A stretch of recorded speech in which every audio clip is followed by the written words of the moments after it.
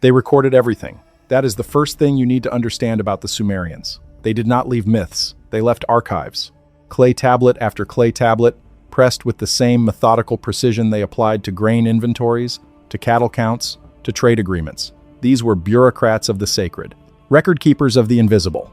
And among everything they archived the names of kings, the movements of planets, the debts of merchants. They recorded what happened when humans closed their eyes. They had a word for it, mu, dream. But the word carried a weight that our modern translation cannot fully hold. Because for the Sumerians, the dream was not a byproduct of sleep. It was not the brain processing the residue of the day. It was a technology, a portal, a place where the boundary between what was human and what was not became dangerously thin. 9 things. They said 9 specific things about human dreams that the mainstream history of consciousness has never fully confronted. 9 documented observations about what happens in the sleeping mind that, when you lay them out in sequence and look at what they add up to, produce a picture that is deeply, fundamentally unsettling. Not because the Sumerians were primitive, not because they were superstitious, but because they were precise. Because the things they described match patterns we are only now beginning to identify using neuroscience, quantum biology, and the study of non-ordinary states of consciousness. And the most disturbing one sits at the center of this list, like a loaded claim that nobody in the academic establishment wants to examine too directly. We are going to examine it directly. Before we get to the 9 things, before we reach the one that changes the shape of everything else, we need to understand who these people were and why their testimony about the dream state deserves the kind of serious treatment that mainstream scholarship has systematically refused to give it. Sumer was not a primitive culture. The word primitive gets applied to ancient civilizations, the way the word illiterate gets applied to people who speak a language you don't understand. The Sumerians invented writing, not because they wanted to tell stories, but because they needed to manage complexity. A society complex enough to need a writing system is a society with law, with bureaucracy, with multi-generational institutional memory. The first schools we know of were Sumerian. The first legal codes, the first astronomical observatories producing reliable records of planetary motion. The first systematic pharmacopoeia, a list of medicines with documented dosages and applications. This is not a culture of people who were making things up because they didn't understand the world. This is a culture of people who understood their world so precisely that they felt compelled to write it down. Every word on every tablet represents a decision. Someone decided this was worth recording. Someone decided this needed to be preserved. The dream was not the property of poets and madmen in Sumerian civilization. It was part of the official record. And the official record contains 9 things about the dream state that should have transformed our understanding of human consciousness and didn't. We are going to go through all 9. We are going to go slowly. Because the disturbing thing about these 9 observations is not any one of them in isolation. It is what they point toward when you hold them all together at once. The first thing has to do with where the Sumerians believed dreams actually came from. Not metaphorically, literally, geographically. They had a specific location in mind. The second thing has to do with who was sending them, and the answer is not a comforting one. The third thing involves the documented purpose of the dream, what it was designed to do inside the human mind, and why that design is more sophisticated than anything our current neuroscience has a model for. The fourth has to do with the beings the Sumerians described encountering in the dream space, and the detailed clinical specificity with which they recorded these encounters across centuries and cultures.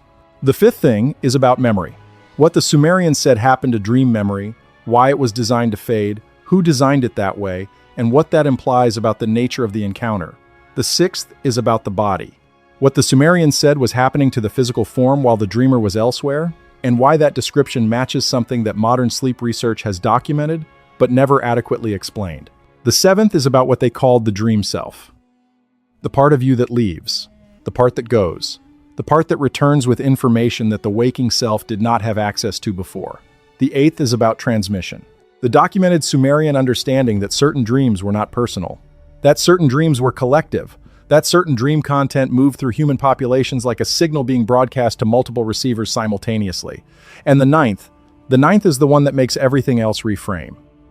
The ninth is the one that, when you read the original tablet language, when you sit with what it actually says and follow the logical thread to where it leads, produces the most disturbing conclusion in the entire history of documented human experience. We start at the beginning. The Sumerians did not believe that dreams originated inside the human mind. This is a fundamental misunderstanding that the popular history of ancient religion consistently makes, and it changes everything about how we interpret their testimony. They did not think the dreaming mind was producing something. They thought the dreaming mind was receiving something. The direction of flow was reversed from what we assume. In the Sumerian cosmological framework, the universe was structured in layers, not metaphorically, architecturally. The heavens above An, where the great divine intelligences resided in their original form. The earth below Ki, where humanity existed in its daily life. And beneath that, a third domain, the Abzu, the primordial water that underlay all of physical reality, where the foundational codes of existence were stored and maintained. The divine principles that governed every aspect of created life, from kingship to sexuality to the crafts to the processing of grain, were held in the Abzu. Now, here is where it gets precise. In the Sumerian understanding, the dream state was not something that happened inside the sleeper. It was a temporary relocation. When a person fell into sleep, the Sumerians described the conscious self, the lil, the animating breath, the thing that made you as traveling, departing the body, moving through the boundary between the surface world and the layers beneath it. The word they use for this movement, za-mi, carries connotations not of imagination but of journey, of transit, of arrival somewhere else. And where you arrived, according to the tablets, was a specific intermediate space that existed at the boundary of An and Ki, a threshold realm where the intelligences from above could interface with the humans from below without the full power of that contact destroying the human form in the process. Think about that architectural logic for a moment. The dream state, in this framework, is not a malfunction or a luxury. It is an engineering solution. The problem being solved is one of communication. How do you transmit information from a domain of vast intelligence and energy to a biological organism that cannot survive direct exposure to that energy? You create a compressed, filtered, translated version of the encounter. You create the dream. The Sumerian scribes were documenting the interface protocol, not the hallucination. The tablets from Nippur, the great religious center of Sumer, where the most sacred records were maintained, describe the dream space with architectural specificity. It has an entrance. It has a threshold guardian. The entering dreamer passes through a gate, and the gate has a keeper, a figure described in the tablets as the gatekeeper of the night, who controls not just access, but the quality of what comes through. This gatekeeper, whose identity we will return to later, is described as capable of both opening and sealing the channel. Some dreams arrive clean and clear, some arrive distorted. The distortion is not random. It is, according to the Sumerians, the result of interference at the gate level. This is not mythology. The Sumerians were describing a layered transmission system with a reception point in the sleeping human mind, a transmission source in a non-human domain, and a regulatory mechanism controlling signal quality at the boundary between them. When you translate their poetic language into structural terms, that is what you are looking at, a communications architecture. And they were not the only ancient civilization to describe it in exactly these terms. The Egyptians called the dream space the duat, again, a specific realm, a geography, not a metaphor. The ancient Greeks had the realm of Hypnos and the river Lethe. The Vedic tradition describes dream as a movement of the individual Atman into the cosmic substrate. Every major ancient civilization that left enough textual record to analyze arrived at the same architectural conclusion independently. The dream is not produced inside the mind. The dream arrives from outside. The sleeping mind is a receiver, not a generator. The question mainstream neuroscience has never satisfactorily answered is why. Why would biological evolution produce a state of unconsciousness during which the brain remains massively active, consuming almost as much glucose as during waking life, generating complex experiences, solving problems, producing insights that the waking state could not access? Why would all of that exist if the dream were simply noise, random firing of an idle system? The Sumerians had an answer. The brain is not idle during the dream. It is occupied. It is receiving. The machinery is running at near waking capacity because near waking capacity is required to process what is coming in. We will return to what that means neurologically. First, we need to examine the second thing. Because the second thing is where it starts to get uncomfortable. The second thing the Sumerians said about dreams is this: they were sent, deliberately, by specific beings, with specific intent. This sounds like superstition, until you read the tablets carefully and realize the Sumerians were not describing divine whimsy. They were describing a documented bureaucracy of dream transmission, a hierarchy of senders, a system of oversight. And the beings doing the sending were not benevolent fairy godmothers dispensing guidance to sleeping humans. They were intelligences with their own agendas, operating their own programs, using the human dream state as a channel for purposes that were not always aligned with what the human dreamer needed or wanted. The primary documented dream sender in the Sumerian tablets is Mamu, or Mam, or in some regional variants, Zakar. The etymology is important. Mamu derives from the same root as mu dream itself. But Mamu as a being is not the dream. Mamu is the one who carries the dream, the messenger, the divine postman, moving between the domain of the sending intelligences and the sleeping human, delivering the content. But here is what the tablets say about Mamu that gets almost no attention in the popular literature on Sumerian religion. Mamu is not a free agent. Mamu operates under assignment. The dreams that Mamu carries are composed elsewhere, by intelligences higher in the hierarchy, and Mamu's role is transmission, not authorship. Mamu delivers. Someone else decides what gets delivered. Who decides? This is where the Sumerian picture becomes genuinely complex. The tablets from multiple periods and city-states consistently attribute the ultimate source of significant dreams, what they called true dreams, Ji, as opposed to ordinary dreams, which might just be residue to the council of divine intelligences, the Anunnaki, operating from their positions in the celestial realm. But within that attribution, specific beings are named as particularly active in the dream-sending project. Enki, always Enki, the god of wisdom, of water, of the deep, the lord of the Abzu. And the Abzu, remember, is both the physical underground ocean and the domain where the codes of existence, are stored.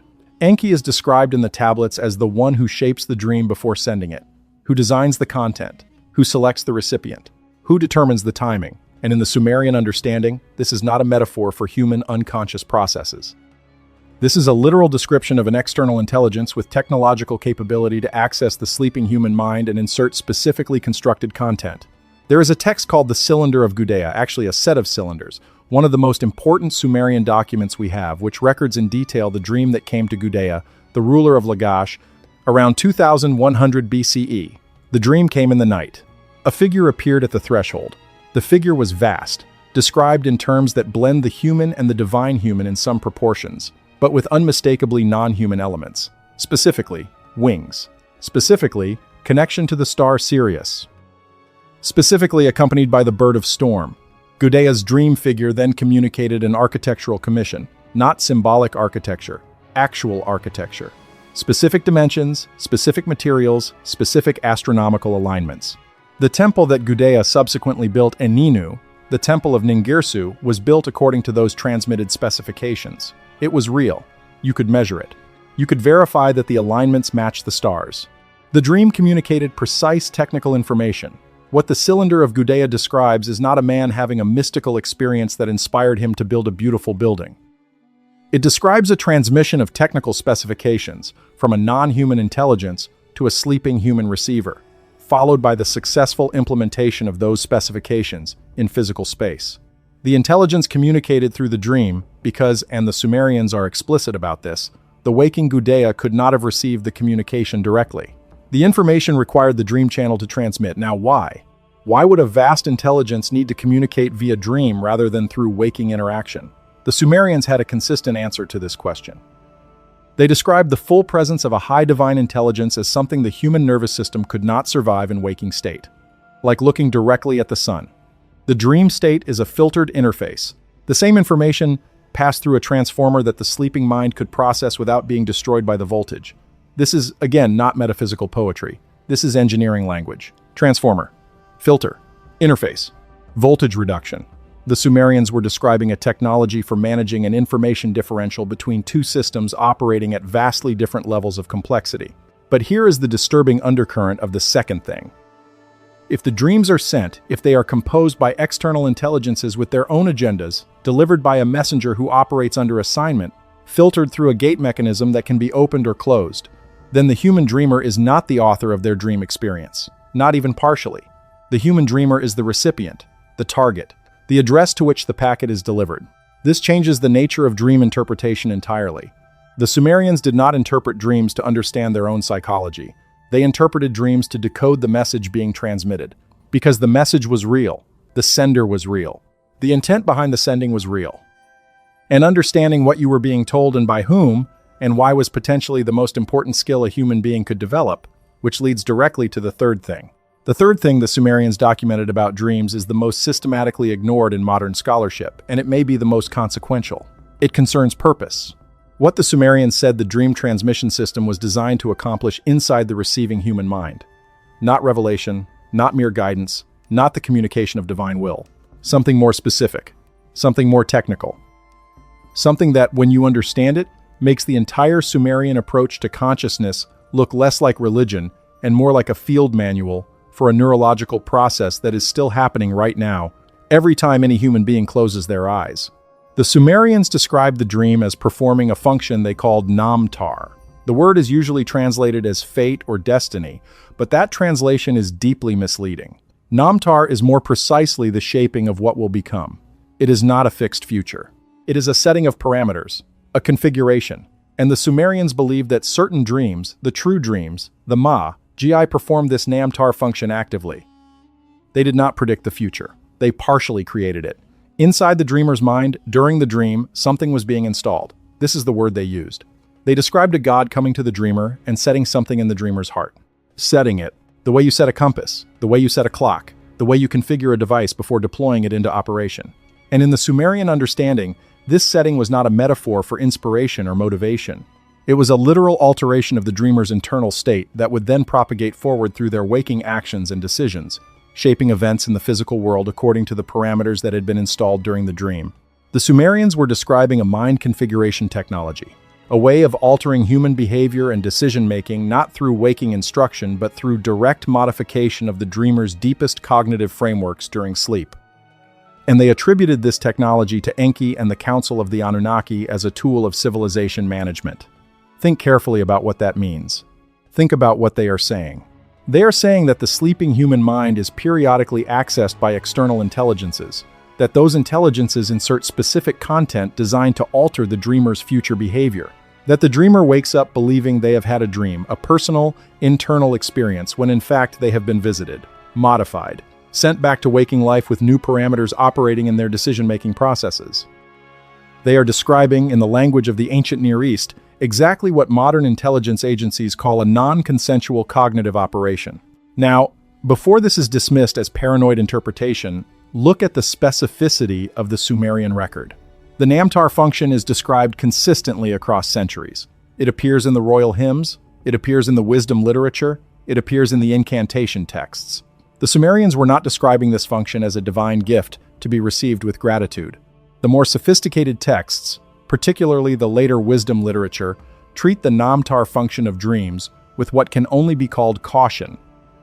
There are protective rituals, specifically designed to limit the degree of installation. There are incantations for refusing what has come in the night.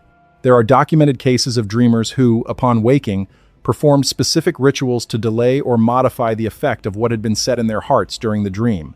This is not the behavior of people who believe they are receiving divine gifts. This is the behavior of people who understand that they are being accessed by external intelligences, that those intelligences have their own agendas, that the access is occurring without full consent, and that some form of countermeasure is possible, but only if you recognize what has happened. The Sumerians knew they were being managed, and they documented it meticulously. And the question that hangs over all of this documentation, the question that the mainstream academic establishment has never sat with long enough to feel its full weight, is this.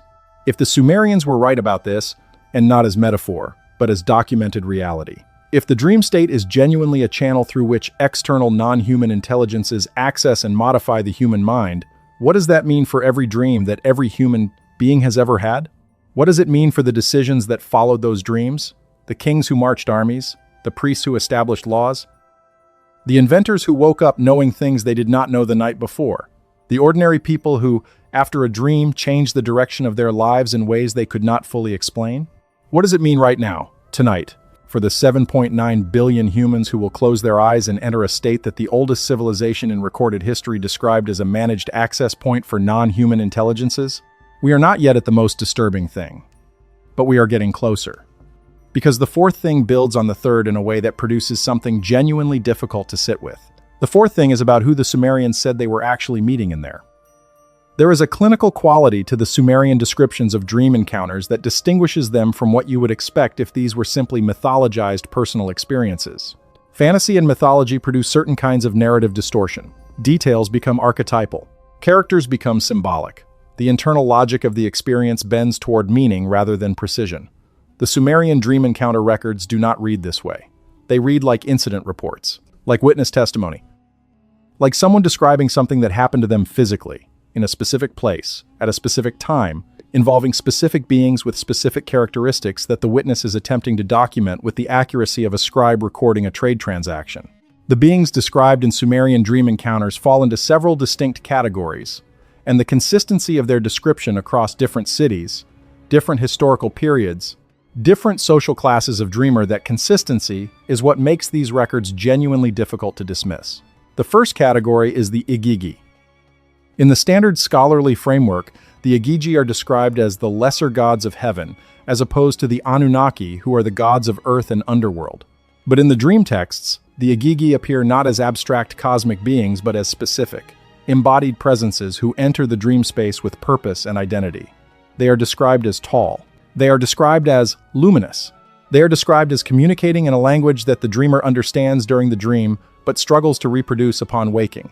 A detail we will return to in the fifth thing, which involves memory. The second category is the Ilu Limnu, the malevolent one, the bad god. But again, in the dream texts, this is not an abstract evil. The Ilu Limnu that appears in dreams is described as a presence that comes from below rather than above, that arrives uninvited, that does not communicate so much as operate directly affecting the dreamer's body and mind without the courtesy of message or meaning. The records of Ilu Limnu encounters read almost identically to what modern sleep researchers have documented under the category of sleep paralysis with hypnagogic hallucination. The dreamer cannot move. A presence is in the room. The presence has weight and intent. The dreamer experiences something being done to them. The Sumerians were precise enough about this category to develop an entire library of protective ritual against it. The Maklu text, the great Babylonian incantation series that drew heavily on Sumerian source material, dedicates substantial material to the problem of unwanted nighttime visitors. The techniques described are not religious in the modern sense. They do not involve prayer. They involve specific spoken formulas, specific physical gestures, specific objects placed in specific locations around the sleeping body. They are countermeasures, deployed against a documented threat. The third category is the most important and the most carefully described. The Sumerians called these beings the Anunna, the original form of the word that later became Anunnaki. In the dream texts, the Anunna who appear are always specific. They have names. They have recognizable characteristics.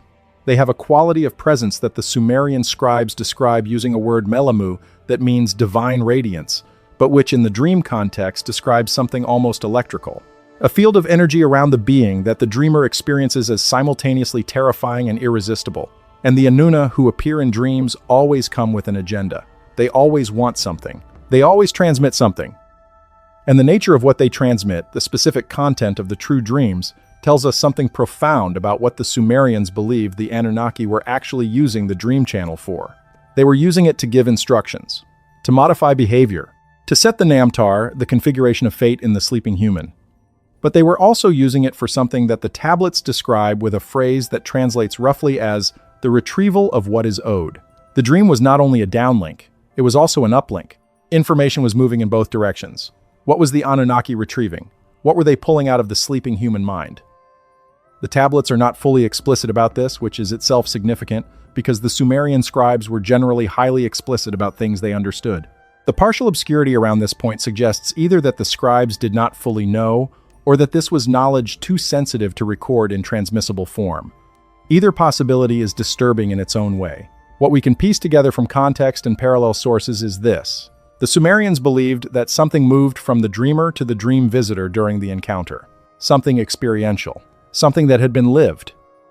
The divine beings in the dream were, in this interpretation, collecting the data of human experience, not just delivering messages, harvesting information. There is a Sumerian myth partially preserved, frustratingly fragmentary, in which the god Nana, the moon god who was particularly associated with the dream state, is described as gathering the experiences of sleeping humans, the way a farmer gathers grain, moving through the night across the sleeping population, collecting something from each dreamer, returning to his domain with the accumulated harvest. What was he harvesting? The tablet does not say explicitly. But the verb used, harvesting, and the comparison to grain that is processed and made into something that feeds those who gather it, suggests the Sumerians believed that human dream experience was a resource, something produced by the process of human living and sleeping, something that the non-human intelligences valued enough to collect systematically. Human experience as a crop, the dream state as the harvest window, the sleeping mind as a field. If you sit with that image long enough, it stops being mythology and starts being something else. Something that requires a different set of questions than the ones ancient history typically prompts. In 1900, a German philologist named Hermann Usner cataloged a detail that appeared across dozens of Sumerian and Akkadian dream texts, and then, apparently without recognizing its significance, moved on. The detail was this: almost every record of a true dream, a magi, a significant divine encounter, included a specific note that the dreamer forgot the content of the dream upon waking, or forgot part of it, or woke with only fragments. And in a significant proportion of these records, this forgetting was not treated as a natural consequence of sleep. It was attributed. It was described as being caused. Something caused the dreamer to forget. And the tablets, in multiple instances, name what that something was. In the great Sumerian poem known as Inanna's Descent to the Underworld, there is a passage that has been extensively analyzed for its mythological significance, the goddess descending through 7 gates, surrendering an item of power at each gate, arriving stripped of all divine attributes in the presence of her dark sister Ereshkigal. This passage has been read as a metaphor for death and rebirth, for the seasonal cycle, for the psychological journey into the unconscious. All of those readings are probably valid. But there is a less discussed companion text, a ritual incantation that appears to have been performed in conjunction with certain dream induction ceremonies, that describes a reversal of this process in the context of dream memory. In this text, what is surrendered at each gate on the way into the dream realm must be retrieved on the way out, and what is retrieved is described as specific. What is retrieved is the memory of what happened inside. The gate-by-gate structure of dream memory recovery. You descended through 7 gates to enter the realm of the dream encounter.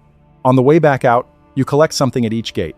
And if you do not collect properly, if you move through the gates too quickly, or if something at a gate level prevents collection, you emerge with the dream stripped from you, the way Inanna emerged from the underworld, stripped of her divine regalia. The Sumerians were describing a mechanism of dream memory suppression that operates at the boundary between the dream state and the waking state. And they were saying that this mechanism is not accidental, it is structural. It is built into the architecture of the dream interface the same way a gate is built into a wall. The question, the profoundly disturbing question, is why the mechanism exists. If the dream is a genuine communication from non-human intelligences to the sleeping human, why would those intelligences build in a system that causes the human to forget what they were told? The Sumerians offered an answer. And the answer appears in several tablet fragments, in slightly different forms, but with consistent content.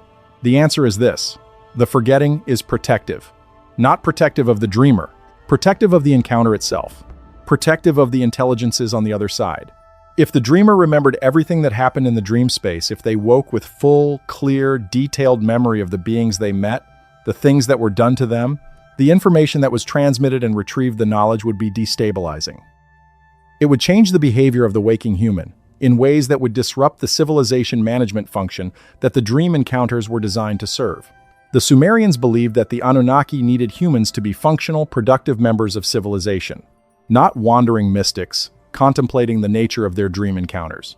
The forgetting was, in this framework, a feature, not a bug, a designed component of the management system. But there is a second layer to this explanation that appears in more esoteric tablet fragments, ones that show evidence of deliberate partial encoding, as though the scribe was writing for an audience that could decode what a general reader would not understand. And in these fragments, the purpose of the forgetting is described differently. In these fragments, the forgetting is not protective of the human. The forgetting is described as necessary because full memory of the dream encounter would allow the dreamer to resist the Namtar installation, would allow them to consciously examine and potentially refuse what had been placed in their mind during the dream. Full dream memory would be a countermeasure. So the mechanism that removes dream memory is not protecting the dreamer from destabilizing knowledge. It is protecting the installation from the dreamer's conscious inspection. Read that again. Let it settle. The system that causes you to forget your dreams may be a designed component of a mind management architecture, one specifically calibrated to prevent you from examining and potentially reversing what was installed in your cognition while you slept. If that sounds implausible, consider this. Modern hypnotherapy research has documented that suggestions implanted during hypnotic trance states become significantly more effective, more resistant to conscious modification, when the subject does not remember the trance session. Post-hypnotic suggestion works better when the subject believes they were not hypnotized. The mechanism by which implanted cognitive modification resists conscious review is well documented in clinical settings. The Sumerians were describing that mechanism in the context of the dream state, at the hands of non-human intelligences, operating at civilizational scale. They were describing the most efficient possible system for managing a planetary population's cognitive architecture, and they were encoding the description in ways that only the most careful readers would decode. The general population got the myth. The dream is divine. The forgetting is natural. Praise the gods who send visions. The scribal elite, the ones reading the esoteric fragments, got the technical manual. The dream is a management interface. The forgetting is a built-in security feature. Know this. Protect yourself if you can. The protective rituals they developed for this purpose were not simple. They involved specific practices of waking particular positions, particular spoken formulas, particular ways of holding the mind in the liminal state between sleep and full waking that were designed to preserve dream memory before the gate mechanism completed its suppression function. They are described with the same level of technical detail as any other Sumerian ritual technology. They work on the same principle as modern lucid dreaming protocols. Catching the memory before it disappears requires operating in a specific cognitive state during a specific window of time. The Sumerians knew exactly when that window opened, and they taught, to those who were deemed ready, exactly how to use it. What happens to the human body during sleep is one of the most consequential mysteries in modern biology. We know the behaviors. We can describe them with precision. We have no adequate explanation for why they exist in their current form, and we have even less explanation for several specific phenomena that occur regularly during sleep and have been documented by sleep research for decades without generating a satisfying mechanistic account. The Sumerians did not lack an explanation. Whether their explanation is correct is a separate question, but they had one, and it is specific, and it maps onto the documented phenomena in ways that deserve serious consideration. The Sumerian body during dream was described as entering a state they called rikis namsari, a phrase that translates roughly as the binding of the living seal. The living seal was their term for what we might call the animating principle of the body, the aspect of the person that kept the biological machinery running in coordination. During the dream, this seal, this animating principle, was described as being temporarily taken, borrowed, used for purposes other than keeping the body operational.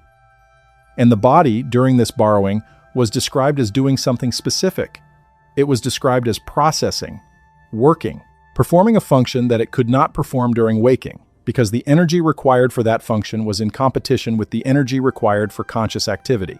During the dream state, with the dreaming self occupied elsewhere, the body was free to perform this processing, and the Sumerians described this processing as something done to the body, rather than by the body. Something was working on the physical form, while the conscious self was away. This language, something working on the body, appears in the Sumerian texts in the context of what they called the renewal of the frame. The body during sleep was being maintained, repaired, upgraded, in some sense, that the tablets describe using vocabulary borrowed from their metallurgical tradition words for tempering, for refining, for removing impurities from metal to increase its quality. The body during sleep was being refined. Something was doing the refining. Now compare this to what modern sleep science has discovered about the biology of sleep. During the deepest stages of non-REM sleep, the brain's glymphatic system activates a recently discovered waste clearance mechanism that flushes metabolic byproducts from the brain's interstitial spaces at rates 10 to 20 times higher than during waking life. The system is so metabolically demanding that it can only operate during sleep. The brain is literally flushed during sleep in ways that are impossible during consciousness. This mechanism was only described by science in 2013. The Sumerians were writing about the body's nighttime renewal 3,000 years before that. But the glymphatic system only addresses one component of what happens during sleep. There are dozens of others. Human growth hormone, responsible for cellular repair throughout the body, is secreted almost entirely during the first phase of deep sleep. Immune function regulation, memory consolidation, synaptic pruning, the selective elimination of certain neural connections and reinforcement of others, all occur during sleep in ways that require the body to be in a specific state that is incompatible with waking. Consciousness. The body during sleep is not resting. It is undergoing a comprehensive maintenance cycle that it is physically incapable of performing while awake. The Sumerians described this maintenance cycle as being performed by external intelligences working on the body in the dreamer's absence. Modern science describes it as a set of biological processes that are endogenously activated during sleep. These two descriptions are not necessarily in conflict. A biological process can be both endogenous in its mechanism and externally activated in its origin. The question the Sumerians were raising is, who designed the maintenance cycle? Who installed it in human biology? And is the ongoing maintenance of that cycle something that requires periodic external involvement? Or is it fully self-sustaining once installed? The tablets suggest the former. They describe the renewal of the frame function as requiring periodic direct involvement from the Anunnaki. Not because the mechanism was imperfect, but because the body being maintained was being maintained to specific standards, being kept in a certain condition, being preserved in a form that continued to serve the purposes of those who maintained it. The Sumerian myth of human creation, the Atrahasis epic, describes humans as being created for a specific purpose, to do the labor that the lesser gods found too burdensome, to work the earth, to mine the minerals, to maintain the irrigation systems, to produce the surplus that fed the divine economy. In this context, the nightly maintenance of the human body takes on an additional significance. The body was an investment, an asset. Regular maintenance of the asset served the interests of the investors. The dream state in this reading was not only a communication channel, it was also a service interval, the regular, nightly period during which the biological machinery of humanity was serviced, checked, adjusted, and returned to operational status for another cycle of waking productivity. We are being maintained. The Sumerians said so. They said it explicitly, in recorded language, in ways that were never seriously engaged with by the academic establishment that has spent 2 centuries studying their civilization. The concept of soul flight, the idea that something separates from the body during sleep and travels, is so widespread in the anthropological record that its universality has become a cliché. Too widespread to take seriously, some scholars argue. If every culture had this belief, perhaps it is simply a psychological archetype, a projection of the disorientation that accompanies altered states of consciousness. But the Sumerian documentation of this phenomenon does not look like an archetype. It looks like a field report, and what makes the Sumerian version of this phenomenon distinct from the generalizable cultural archetype is the specificity of what they said the traveling self actually encountered and what it brought back. The Sumerian name for the traveling self was Zakik. The word is related to the word for wind, for breath, for the insubstantial but present aspect of a being. The Zakik was not the body. It was not the intellect. It was the animating presence, the thing that made you feel like you, rather than just a biological machine processing inputs and producing outputs. And the Sumerians said that during sleep, the Zakik left, not metaphorically, physically. It departed the body, traveled to the dream realm, participated in whatever encounter or transmission was happening there, and then returned. The return was not automatic. This is the part of the 7th thing that requires careful attention.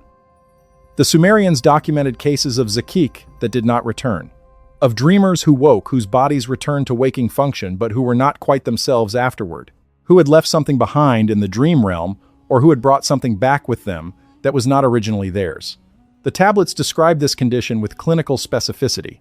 The returning person may have all their memories, all their skills, all their biological functions. But something is different. Something at the core of their being has been altered by what happened in the dream. In the most extreme documented cases, the person who returns from the dream is described as not fully the same person who entered sleep. Not in the dramatic sense of complete personality replacement, but in the more subtle sense of a fundamental reorientation. Their priorities have shifted. Their relationships to certain people and ideas have changed. Their sense of what they are here to do has been modified. And this modification is permanent. It does not fade. It is installed at a level deeper than conscious thought. This is Namtar in its most profound form, the shaping of fate through the alteration of the dream self, which then propagates its alteration into the waking self upon return. The Sumerian protective traditions around this phenomenon were extensive, because if the Zakik could be altered in the dream realm, then the question of what it encountered and what was done to it there became a matter of profound practical importance. Not religious importance, practical importance. If your traveling self comes back with different parameters, your waking life will proceed differently. Your decisions will be different. Your relationships will be different. Your contribution to or disruption of the social order will be different. The dream encounter, understood this way, is not a private experience with personal psychological effects. It is a social and political event. Its consequences extend outward from the individual dreamer into the community, the city, the civilization. Alter enough people's zakik in the dream realm, and you alter the direction of civilization itself. Which is exactly what the Sumerians said the Anunnaki were doing. They were not delivering wisdom to isolated individuals for the benefit of those individuals. They were managing the dream selfhood of a population to produce civilizational outcomes. The dreams of kings determined the direction of empires. The dreams of priests shaped religious doctrine. The dreams of scribes influenced what was recorded and what was forgotten. All of it potentially managed. All of it potentially shaped by intelligences operating through the dream channel according to their own agenda for human civilization. The Sumerians said this, directly, in recorded language, on clay tablets that have survived for 4,000 years, and the academic establishment that studies those tablets has consistently treated this information as mythology, as religious expression, as metaphor for human psychological processes, and has never seriously asked whether it might be a straightforward description of something that was actually happening. The eighth thing takes this from the individual to the collective. Because the Sumerians had something to say about dreams that were not personal at all. The phenomenon of shared dreaming, multiple individuals reporting the same or structurally identical dream content without prior communication, is documented in the anthropological literature, dismissed by mainstream psychology, and described with extraordinary precision in the Sumerian records. The Sumerians had a specific category for this type of dream. They called it a Mes dream, a dream of the Mes, of the divine principles, and they distinguished it sharply from the ordinary individual dream on the basis of its function. An ordinary individual dream modified one person's namtar. A Mes dream modified the collective trajectory of a community or a civilization. The tablets describe Mes dreams arriving simultaneously across a population. Not experienced identically by each person, the specific imagery varied by individual. The specific encounter varied but carrying the same core content. The same directive, the same Namtar installation, distributed across multiple minds at once. The gods were not efficient enough to visit every individual dreamer one at a time. The Sumerians describe a broadcast mechanism, a simultaneous transmission to multiple receivers, each processing the signal according to their own individual cognitive framework, but all receiving the same fundamental message. This is not as far from modern science as it might seem. The collective processing of shared information by populations is well documented. Cultural transmission of ideas, behavioral norms, technological innovations, these spread through human populations in ways that are not fully explained by individual communication and social learning. There is something in how information moves through a connected group of minds that produces coherent patterns of change across the group simultaneously, in ways that exceed what can be accounted for by discrete person-to-person transmission. The Sumerians had an explanation for this. The dream channel was being used at collective scale. The Mes, the civilizational operating principles, were being updated in populations through simultaneous dream transmission. The result was the kind of seemingly spontaneous cultural shifts that historians observe in the archaeological record and explain through cultural diffusion, but which the Sumerians would have attributed to a deliberate update. Broadcast through the dream network. The Adaba House, the Sumerian school, the House of Tablets maintained records of collective dream events.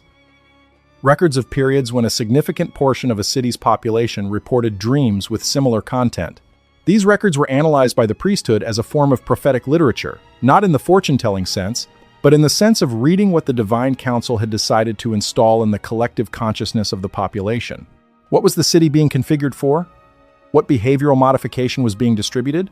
The answer to those questions would shape the city's governance, its trade decisions, its military posture, its religious practice for years to come. They were reading the software update log, looking at what had just been pushed to the population's cognitive architecture, planning their waking life governance decisions based on what they had identified as the new operational parameters. The picture that has been assembling itself across these 8 things is now almost complete. The Sumerians understood dreams as a managed communication and modification system, operated by non-human intelligences with civilizational agenda, functioning at both individual and population scale, with built-in memory suppression to prevent conscious examination of the process, with nightly biological maintenance of the physical form as an ancillary function, with the traveling self as the active component of the encounter, and with collective broadcast capability to simultaneously install new behavioral parameters across entire populations. It is a picture of a managed species. A population living under a system of cognitive governance so comprehensive and so fundamental that it operates even during sleep, especially during sleep in the one state where the human mind cannot consciously defend itself. And now the ninth thing. The ninth thing is the one that changes everything. The one that makes the picture disturbing in a way that transcends historical curiosity and becomes urgently relevant. The one that has been sitting in the Sumerian tablets for 4,000 years and that no one has wanted to look at directly. Somewhere in the British Museum, in a collection that is listed in the catalog under the prosaic heading Akkadian Incantation Texts, there is a fragment, a partial tablet, its edges broken away, perhaps a third of the original surviving. The fragment is cataloged, it has been photographed, it has been assigned a number, and the academic paper that mentions it most directly published in the Journal of Near Eastern Studies in 1967 discusses it primarily in terms of its incantation formula structure, its relationship to the broader Maklu series, its implications for the study of Akkadian ritual language. The paper does not discuss what the incantation is for, what problem it is solving, what danger it was designed to address. Those questions would have led somewhere the academic establishment was not prepared to go. The fragment describes in partial, damaged but recoverable language a condition that the Sumerians and their Akkadian heirs knew could occur during dream encounters. A condition so specific, so precisely characterized, and so directly stated that there is no interpretive ambiguity about what is being described. The fragment says this, in the careful philological translation: "When the god of the night has looked upon the sleeper, when the sleeper has been found, when what is within the sleeper has been examined, when the examination is complete, when the report has been made, then the sleeper is known, and what is known does not become unknown." The incantation that follows this preamble is a formula for protection against the consequences of having been fully known, against having been seen completely during the dream encounter, against the examination having been completed. The ninth thing the Sumerians said about dreams is this: they were used to conduct a comprehensive inventory of the individual human being. Not just communication, not just modification, not just maintenance, an inventory, a complete record of who and what you are, your memories, your experiences, your fears and desires, your capabilities and limitations, your relationships and loyalties, your potential trajectories, everything that makes up the specific individual human that you are. The divine beings who access the dreaming mind during the night were, in the Sumerian understanding, compiling a complete profile of each individual human. They were cataloging us. The word the tablet fragment uses for this cataloging is the same word used for the surveying of land, the measuring and recording of boundaries, contents, and resources. The dream encounter, at its deepest level, was a survey, an assessment, a complete data collection from the individual human being, conducted without their knowledge or consent while they slept, to be recorded in. And here is where the fragment uses a specific term, the divine tablet, the tablet of destiny, the tablet of all lives, the divine record in which everything that is known is recorded and kept. The Sumerians believed that the dream encounters were not only delivering content to the human, they were uploading content from the human to the divine archive, building a complete record of every individual human life in the non-human realm. And the most disturbing implication of this, the one that the protection incantations were designed to address, was what happened once the recording was complete. The protective formula explicitly addresses a situation in which the divine surveyor has completed their examination, has filed their report, has moved you from the category of unknown to the category of known. And the implication stated in the damaged language of the fragment, recoverable in its essential meaning, even through the translation challenges, is that being fully known by the divine intelligence was a different situation than being partially known. That the completion of the inventory changed your relationship to the intelligence that had conducted it. That what is known does not become unknown. The protection ritual was about this. About not being fully cataloged. About preserving some aspect of yourself that was not visible to the divine surveyors. About maintaining a residue of unknownness. Because in the Sumerian understanding, as long as some part of you remained unrecorded, unscanned, uncatalogued, outside the divine inventory, some degree of genuine freedom remained. Some trajectory of your life remained open, undetermined, not yet incorporated into the management calculations of the Anunnaki, but once you were fully known. Once the survey was complete, once the report had been made, and the record had been filed in the divine tablet, then what you were going to do, what decisions you would make, what role you would play in the civilizational project, all of that was known in advance. Could be predicted, could be planned for, could be incorporated into the management calculations with full accuracy. And then, In a very real sense, your destiny was no longer yours. The Sumerians were saying in the oldest written documents in human history that the dream state is the mechanism through which the human being is progressively, comprehensively known by the intelligence that manages human civilization. That each dream encounter moves the survey a little further forward. That each night of sleep provides another data collection opportunity. That across a human lifetime, the accumulation of dream encounters amounts to a complete inventory of everything you are.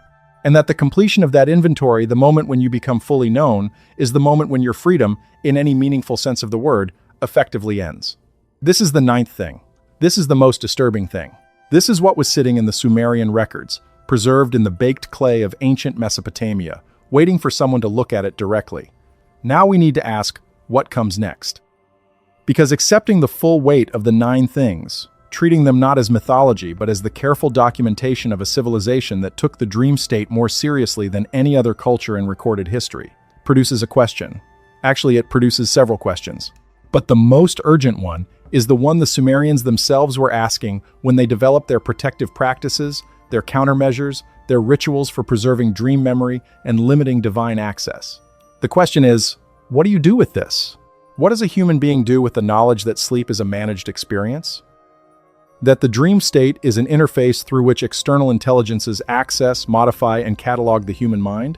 That the forgetting of dreams is a built-in security feature preventing conscious examination of what has been installed? That the nightly maintenance of the body is a service function performed by the same intelligences that are conducting the survey? That across a human lifetime, this process moves toward a completion point that the Sumerians described as the end of authentic freedom? The Sumerians had answers. Multiple answers. Some of them practical, some of them philosophical, some of them deeply radical in their implications. And to understand those answers, we need to understand something about the Sumerian civilization's internal diversity, because the Sumerians were not a monolithic culture with a single view on these questions. There were orthodox positions and heterodox ones. There were the managed and the managers. There were those who accepted the system and those who pushed back against it. And it is in the pushback tradition, in the esoteric scribal schools, in the fragmentary wisdom texts that circulated outside the official temple hierarchy, that the most interesting responses to the 9 things are preserved. The first response tradition was acceptance. The orthodox position. Most Sumerians, most of the time, accepted the framework of divine dream management the way most people accept gravity, not happily necessarily, but as the condition of existence rather than a problem to be solved. The gods sent dreams. The gods maintained the body. The gods surveyed the human. This was the way the world worked. The appropriate response was correct ritual behavior, regular temple practice, proper propitiation of the relevant divine beings, and the hope that being a known and compliant member of the human project would earn you favorable treatment rather than adverse management. This is the position preserved in the great public religious texts, the hymns to Nana, the prayers to Inanna, the loyal subject literature that makes up the bulk of what is popularly understood as Sumerian religion. Be good. Be known as good. Trust the divine management. Accept the dreams that come. Be grateful for the renewal of your body. Let the divine survey proceed without interference. The second response tradition was much more interesting, and it is preserved in fragments that were not meant for general circulation. This tradition began with a different assessment of the relationship between the Anunnaki and humanity. The orthodox position was that this relationship was fundamentally benevolent, that the divine management of humanity, including the dream management system, was a gift, a form of care extended by higher beings to a lesser creation that they had made and continued to maintain. The heterodox tradition challenged this assessment at its foundation. It said, look at the evidence. Look at what the system actually does. Look at its effects. The dream system modifies human behavior. The dream system suppresses memory of the modification. The dream system catalogs human individuality in a non-human archive. The dream system maintains the human body at a level sufficient for continued productive function. This is not, the heterodox tradition argued, the description of a caring relationship. This is the description of an efficient farming operation. And farming operations are not organized for the benefit of the crop. This argument, which appears in fragments from the later period of Sumerian civilization, after the Akkadian conquest had introduced new cultural complexity, is the most radical thing in the entire Sumerian textual record. It is the argument that recontextualizes everything. If humans are the crop, rather than the beneficiaries of the divine system, then the dream management apparatus is not wisdom transmission. It is not renewal. It is not survey for the sake of knowing. It is a comprehensive management system designed to keep the crop producing at optimal levels indefinitely. And in this context, the protection rituals, the incantations for limiting divine dream access, for preserving dream memory, for maintaining aspects of the self outside the divine survey take on a completely different character. They are not acts of impiety. They are acts of resistance. Small, careful, necessarily covert acts of resistance against a management system so total that it operates even during sleep. The Sumerian heterodox tradition had a name for what they were trying to preserve. They called it the Milam Bai, the radiance of its divine essence, the intrinsic quality of a being that is prior to any survey, any modification, any management.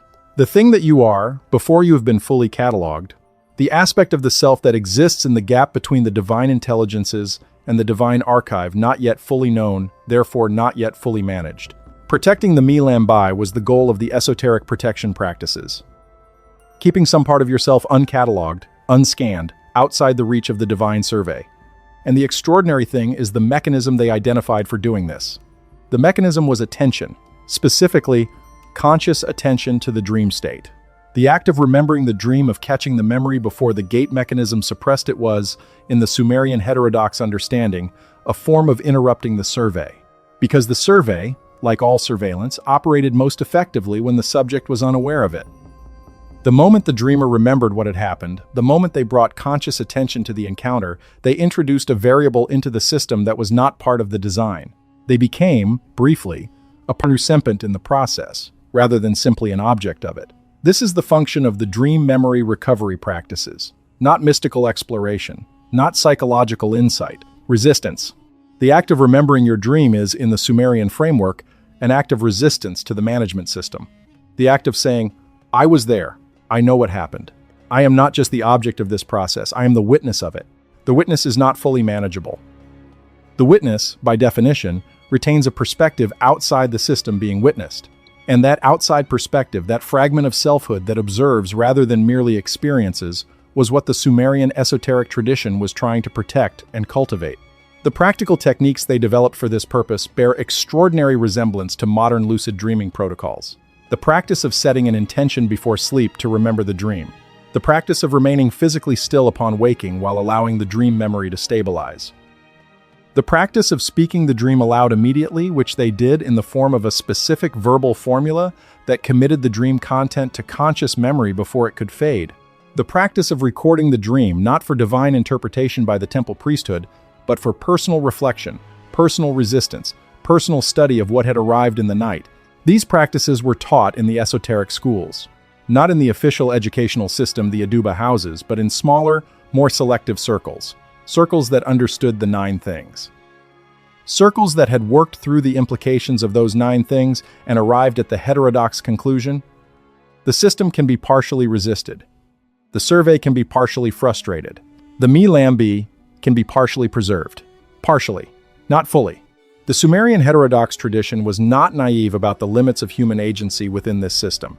It did not claim that a human being could fully opt out of the dream management architecture, but it claimed something more modest and perhaps more important, that the degree of knowing the completeness of the divine survey was not fixed, that human attention and intention could introduce variability, that a human being who was awake to what was happening in their dreams was a different kind of object for the divine management apparatus than one who was not, different enough to matter, different enough to preserve something. The question of what that something was, what it is worth preserving, why the Milam Bai matters, what a human being who preserved it could do, that a fully managed one could not, is the question that the Sumerian esoteric tradition was building toward, and never quite arrived at in the documents that have survived. The tablets that would have answered that question most directly are almost certainly among the ones that have not been recovered, among the ones that were destroyed or buried or were never clay impressed in the first place. What we have is the preparation, the tools, the diagnostic framework for understanding what is happening and why. The practical techniques for limited resistance, and a series of fragments that gesture toward a larger answer without ever stating it fully. One of those fragments deserves extended attention. It is a wisdom text, a short piece, perhaps 100 lines in its complete form, of which about 60 survive, that uses the form of advice from a father to a son, the standard wisdom literature format. The advice is ostensibly about how to succeed in the administrative world, how to comport oneself in the presence of powerful people, how to manage relationships with those of higher status.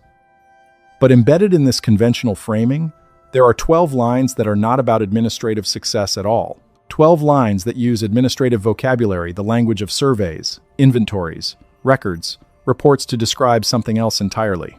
And what they describe, in the careful reading, is a method, a way of engaging with the dream encounter that preserves more of the dreamer's me lam bai than the standard unaware approach. The method involves essentially going into the dream with intention, not drifting into sleep and passively receiving whatever arrives, but entering the dream state in a specific cognitive posture that the text calls being awake in the darkness, a state of conscious watchfulness that is maintained even as the body sleeps and the zakik departs, a state in which the dreamer is present to the encounter rather than merely the object of it. This is the first documented description of what we now call lucid dreaming. 4,000 years before modern researchers began studying the phenomenon scientifically, before the word was invented, before the neurological correlates were identified, the Sumerian esoteric tradition was describing the state and explaining what it was for. Not recreational exploration, not spiritual adventure, a defensive practice, a way of being present in the dream encounter that introduced enough conscious agency into the process to modify the terms of the encounter itself. When you are awake in the darkness, the text says, the survey sees you seeing the survey, and what sees the survey is not the same as what is surveyed. What sees the survey is not the same as what is surveyed. That single line, fragmented, partial, recovered from a damaged tablet, assigned a catalog number, discussed in a footnote of a 1,971 academic paper on Babylonian wisdom literature, is the most radical idea in the entire archive of Sumerian thought. It is the answer to the ninth thing. Not a full answer, not a complete solution, but an answer. The human being who is consciously present in the dream state, who watches the encounter as it occurs rather than merely experiencing it as an object of the survey, occupies a position outside the standard terms of the management system. Not free of it, but not fully inside it either, partially outside, partially beyond the reach of the divine cataloging. What sees the survey is not what is surveyed. The observer is not the observed. The watcher is not the watched. And as long as there is a watcher, as long as some aspect of the human being retains the function of conscious observation rather than purely passive experience, the survey can never be entirely complete. And what is not entirely surveyed is not entirely managed. And what is not entirely managed retains, in some degree, the capacity to surprise, the capacity to do something the management system did not calculate, did not predict, did not incorporate into the civilizational program. A genuine departure from the managed trajectory. A moment of authentic agency that was not installed by the dream modification system but arose from whatever was preserved in the space between the intelligence that surveys and the being that is surveyed. This is what the Sumerian esoteric tradition was protecting. This is what all those incantations, all those protection rituals, all those careful practices for preserving dream memory and maintaining the Milambai were designed to preserve. Not mystical experience, not spiritual enlightenment, something much more fundamental. The simple, radical, stubbornly human capacity to act in ways that the management system did not see coming. We are now in a position to look at the 9 things from a distance, to see them not as isolated observations but as a coherent framework, and to ask the question that the Sumerian civilization was never entirely able to answer: what do we make of all this now? The Sumerians had access to 2 things that we do not have. They had access to closer temporal proximity to whatever event or process established the dream management architecture they were describing. And they had access, through their esoteric traditions, to direct experiential investigation of the dream state, in ways that combined the phenomenological precision of the best modern consciousness research with a theoretical framework that took the non-human origin of dream content seriously from the start. We have access to 2 things they did not have. We have modern neuroscience, which has documented the biology of sleep in extraordinary detail and identified mechanisms that align uncannily with the Sumerian descriptions. And we have modern physics, particularly the emerging science of consciousness, which is increasingly willing to consider that consciousness may be fundamental rather than emergent. That mind may not be produced by biological matter, but may be a property of the universe in which biological matter is embedded.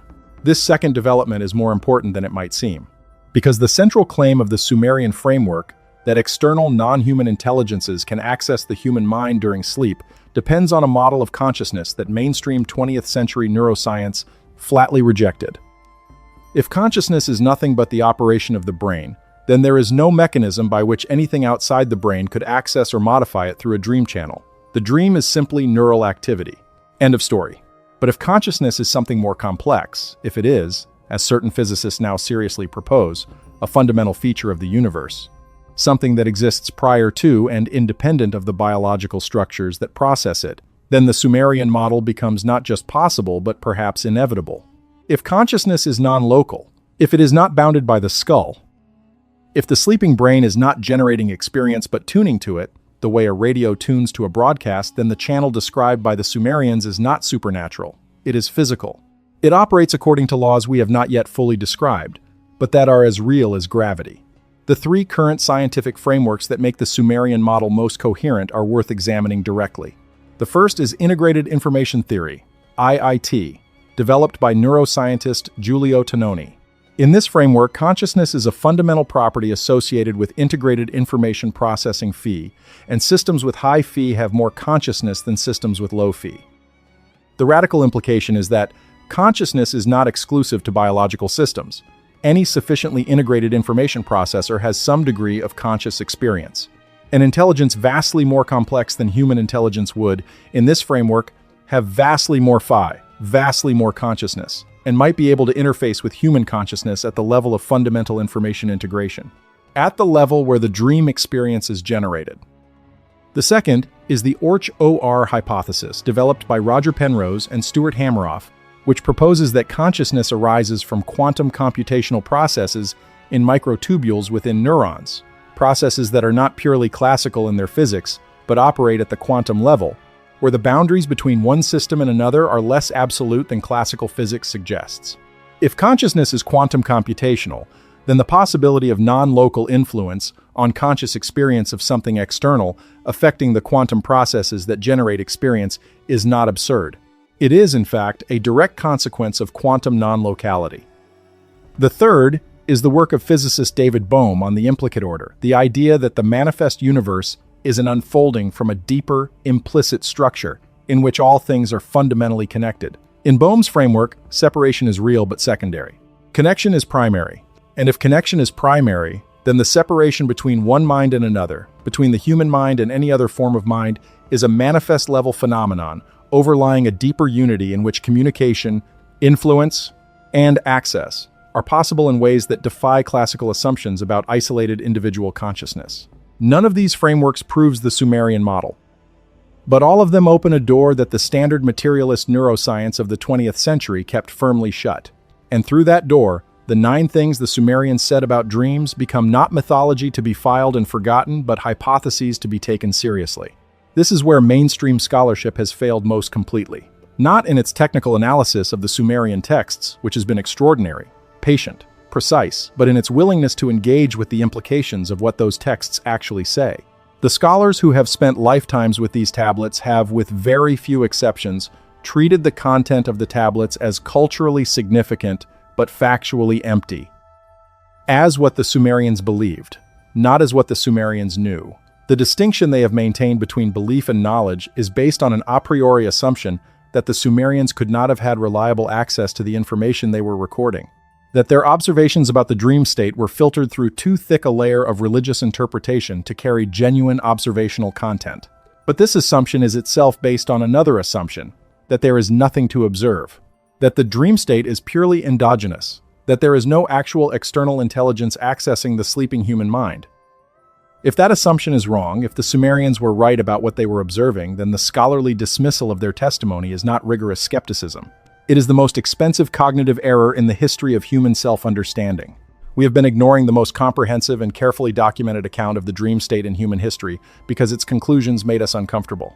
Because they challenge the model of human consciousness that allows us to believe we are autonomous, private, self-determining beings.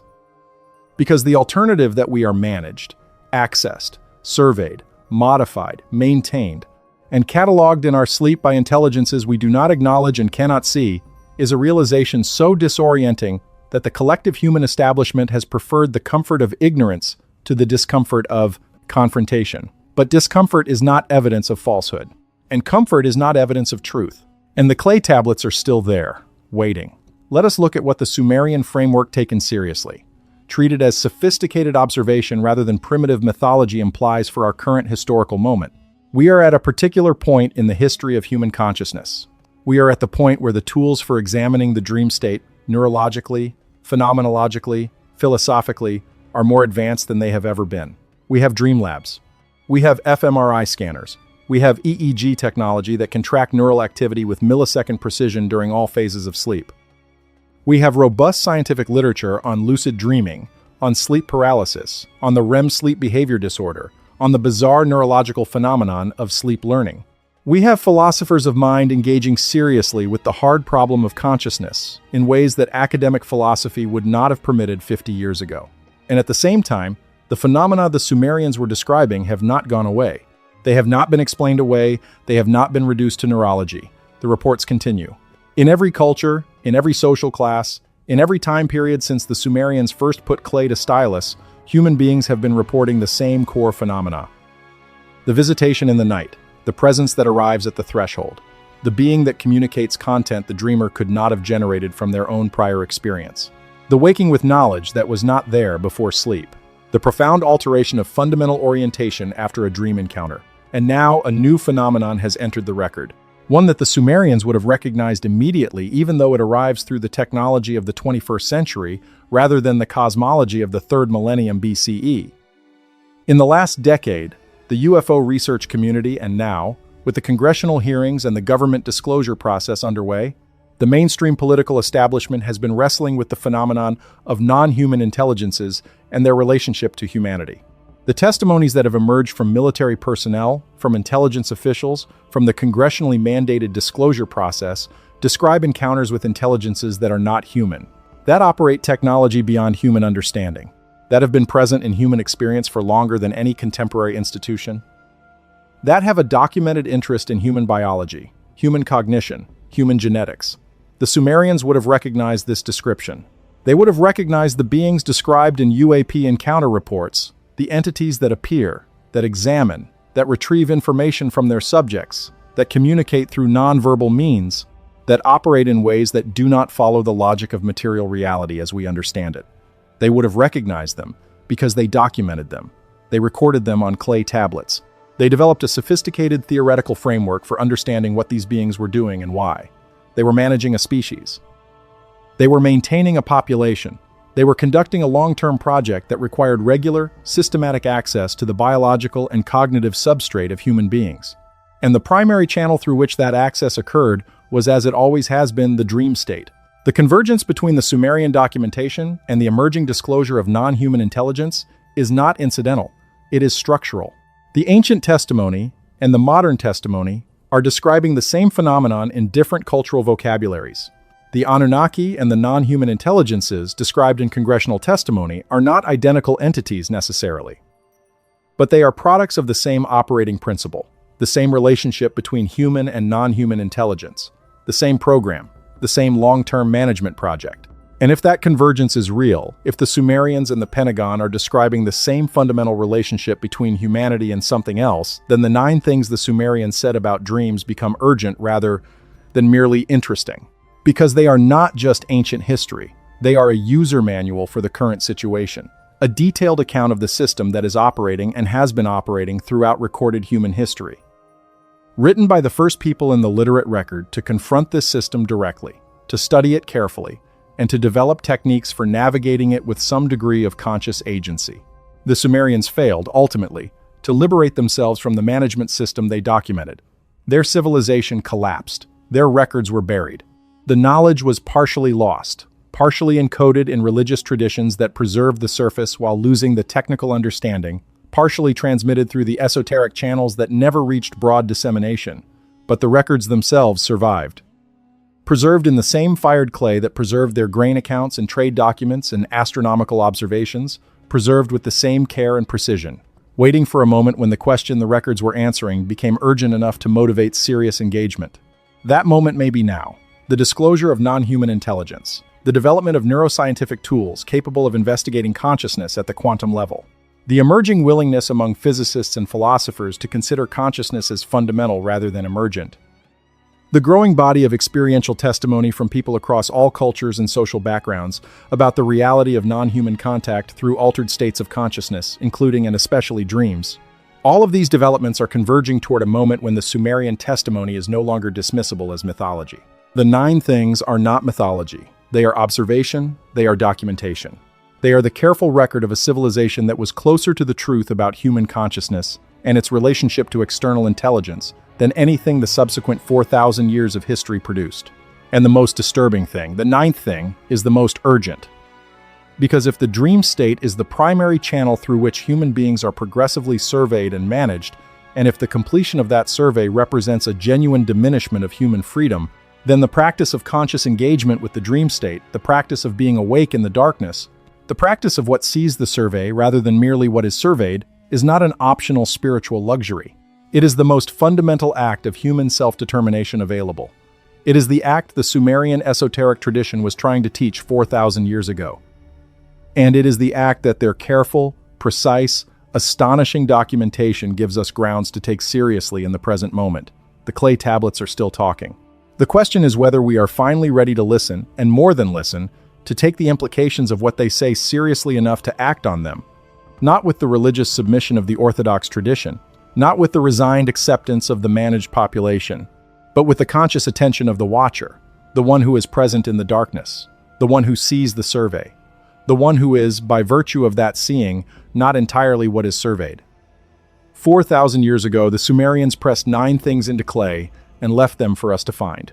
They pressed them with precision, they pressed them with intention.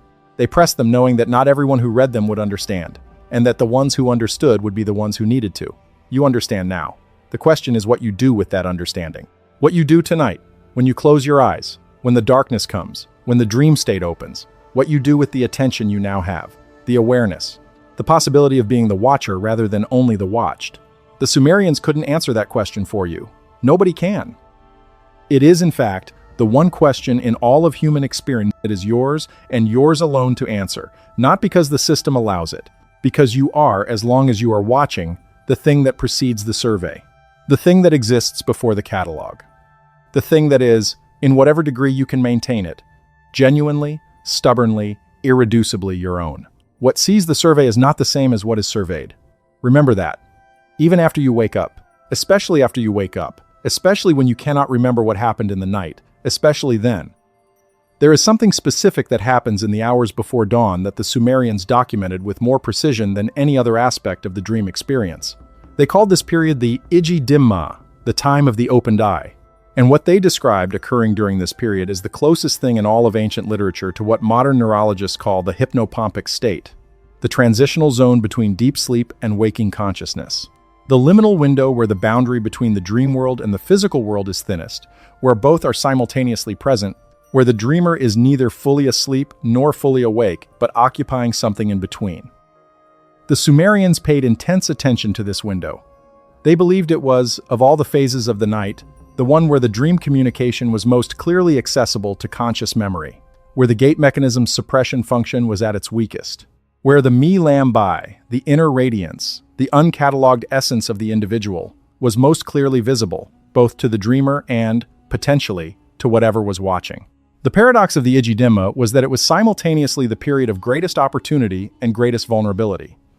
Greatest opportunity because the dream content was most accessible here, most recoverable, most available for conscious examination before the waking mind's filtering and normalizing processes closed around it and reduced it to the vague residue that most people experience as their dream memory. Greatest vulnerability because the survey, the divine cataloging, was most intensive in this liminal zone. This was when the final readings were taken, when the last data was collected before the dreamer returned to waking consciousness. The protection practices centered on this window. The incantations were timed to be performed mentally, internally, without vocalization during the Iji Dimma. The specific postures that preserved the liminal state longer.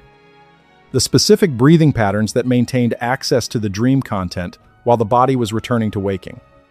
This is almost precisely what modern sleep researchers call sleep inertia management. The specific practices that preserve access to the hypnopompic state and its content before the waking mind's categorical thinking closes down the access. The physiological mechanisms described in modern sleep research and the ancient Sumerian protection practices map onto each other with a precision that is difficult to attribute to coincidence. Both the ancient practitioners and the modern researchers have independently arrived at the same conclusion. There is a window. It opens at a specific point in the sleep cycle. It closes quickly. What you do in that window determines how much of the night's experience you carry into the day.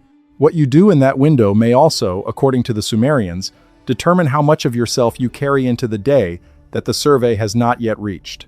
The 9 things form a complete system, a complete account of the human relationship to the dream state as understood by the civilization that first gave us writing, law, mathematics, astronomy, and the systematic study of the natural world.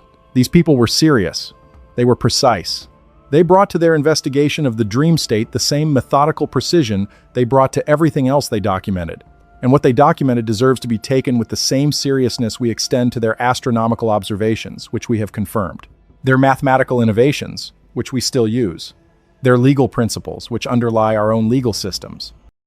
Their agricultural technologies, which fed the ancient world and whose principles still inform modern farming. We take all of that seriously because it was documented with precision and has been confirmed by subsequent investigation. The 9 things about dreams have been documented with the same precision. And the subsequent investigation, modern neuroscience, modern consciousness research, modern phenomenology of the dream state, has confirmed many more of the specific observations than mainstream scholarship is willing to acknowledge. What has not been confirmed, what has not been given the chance to be confirmed, because the scientific establishment has not been willing to ask the relevant questions, is the most fundamental claim. The claim about the non-human origin of dream content. The claim about the external intelligence that accesses the sleeping mind. The claim about the survey and the management and the me lam bai. This is where the scientific establishment has failed. Not in its technical analysis. Not in its descriptions of sleep biology. But in its willingness to follow the evidence where the Sumerians followed it. All the way to the conclusion that made everything else make sense. There are researchers who have followed it that far. They are not at the major universities. They are not publishing in the mainstream journals. They are working in the margins, in the small research communities that study consciousness, without prejudging what consciousness is or where its experiences come from. They are the inheritors of the Sumerian esoteric tradition in the sense that they have refused the comfort of the orthodox position and are willing to sit with the full implications of what the evidence actually shows. They are, in the language of the ancient text, awake in the darkness. What they have found, what they are finding, will take another generation to reach the mainstream. But the direction of their findings is consistent with what the Sumerian tablets have been saying for 4,000 years. The dream state is not private. It is not purely endogenous. It is not simply neural noise. It is an interface, a channel, a meeting place between the human and the not human. A place where something happens that is far more significant than the psychological symbolism that pop culture assigns to dream experience. And the most significant thing that happens there, the thing that the 9th thing points to, is the progressive, systematic, comprehensive knowing of the human being by an intelligence that has been engaged in this knowing project since before the first clay tablet was pressed. Since before Sumer. Since before writing. Since before what we call history began. We are, all of us, works in progress in the divine catalog, being measured and recorded and known, night by night, dream by dream, encounter by encounter. The survey continues, the record grows, the tablet fills with everything we are. The only question, the question that has been alive since the first Sumerian esoteric practitioner figured out how to be awake in the darkness, is whether any part of us will remain off the record, uncatalogued, unknown, and therefore, in whatever small but real degree, free. The tablet keeps filling. The stylus never rests, but neither does the watcher. And in the space between the stylus and the watcher, in that impossible, irreducible gap between the knowing and the known, something persists that no survey has ever fully reached. Whatever that something is, it is the most important thing you have. The Sumerians knew this. They said so, in the oldest language of civilization.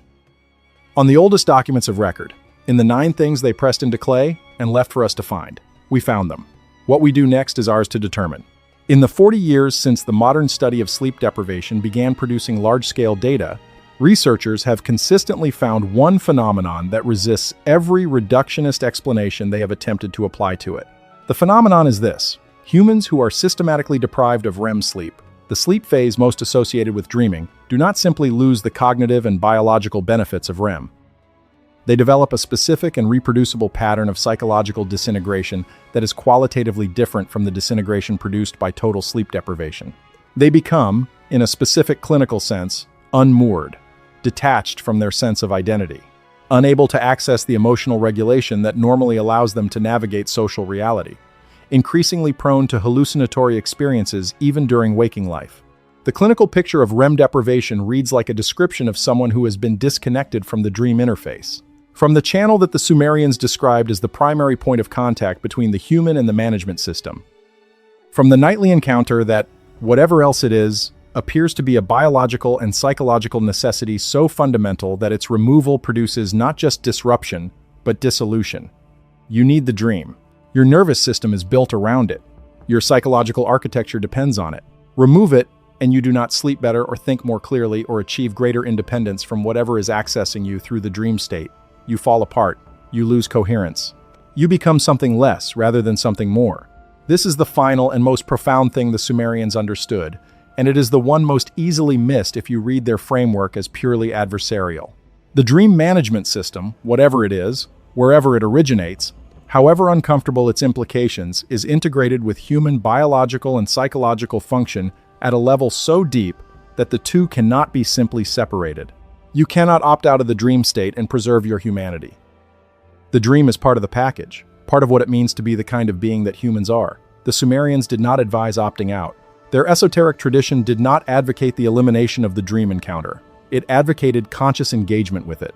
The difference between the managed sleeper and the watcher is not the presence or absence of the encounter. It is the quality of attention brought to it, the degree of consciousness maintained within it, the extent to which the dreamer is present to their own experience rather than simply an object of it. This is why the practices were not about preventing sleep or preventing dreams. They were about the quality of the dreaming. The degree of conscious participation, the cultivation of the watcher, the aspect of the self that observes the encounter rather than merely being subject to it. Because the encounter is happening regardless. The survey is ongoing, the management continues. The question is not whether you will be in the room when it occurs. The question is whether anyone will be home. Whether any conscious, watching, self-determining aspect of the human being will be present to the experience, will remember it, will bring it forward into waking life with something other than the vague, quickly fading impression that something important happened in the night. The something important that happened in the night is the whole story. It is the story that the Sumerians were trying to tell.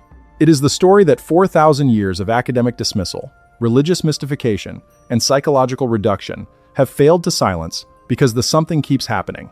Every night, to every sleeping human, whether or not they have the framework to understand it, whether or not they remember it in the morning, the clay tablets gave us the framework. They pressed it in with care and precision and left it waiting in the dry soil of Mesopotamia for the moment when we would need it. That moment is every night. That moment is the darkness behind your eyelids when the world recedes and whatever comes next begins to arrive. That moment is yours to navigate. The 9 things told you what is happening in that moment. They told you who is there. They told you what is being done. They told you what is at stake. They gave you the tools. They showed you the window. They pointed toward the watcher. The rest is silence. And in the silence, if you are attentive enough, something is already moving. It has been moving every night since you were born, since the first human closed their eyes in the valley of the 2 rivers and something came to find them in the dark. Since the first stylus was picked up to record what that something had said. Since the first esoteric practitioner lit a lamp in the pre-dawn hours and tried to hold the memory before it faded, the lamp is still lit. The memory is still possible. The watcher is still the watcher. And what sees the survey is not, has never been the same as what is surveyed. Remember that. Remember it when it is hardest to remember. When you are tired, when the dreams have been strange and heavy, when the morning light presses against your eyes and the night recedes, and the day's ordinary demands close around you, and the extraordinary thing that happened in the dark seems more distant by the second. Remember it then, especially then, because the Sumerians who wrote these 9 things were trying to reach you across 4,000 years of silence. They were trying to give you what they had worked so hard to preserve. They were trying to hand you the lamp. Reach back. Take it. The darkness has been waiting for the light you carry. It has always been waiting. And in the space between what surveys and what is surveyed, something that has never been fully named is holding its ground. Whatever that is, it is the most important thing in the world. And every night, it goes into the dark alone. Every night, you get to decide whether it goes in a wake. The Sumerian city of Nippur sat at the geographic and spiritual center of Mesopotamia for more than 3,000 years. It was never a political capital. No king based his empire there. No army claimed it for military advantage. Nippur was something more fundamental. It was the city where the divine council, the Anunnaki, were believed to convene, where the great decisions about humanity's direction were made, where the divine operational principles were maintained and updated, and the most important institution in Nippur was the Ekur, the House of the Mountain.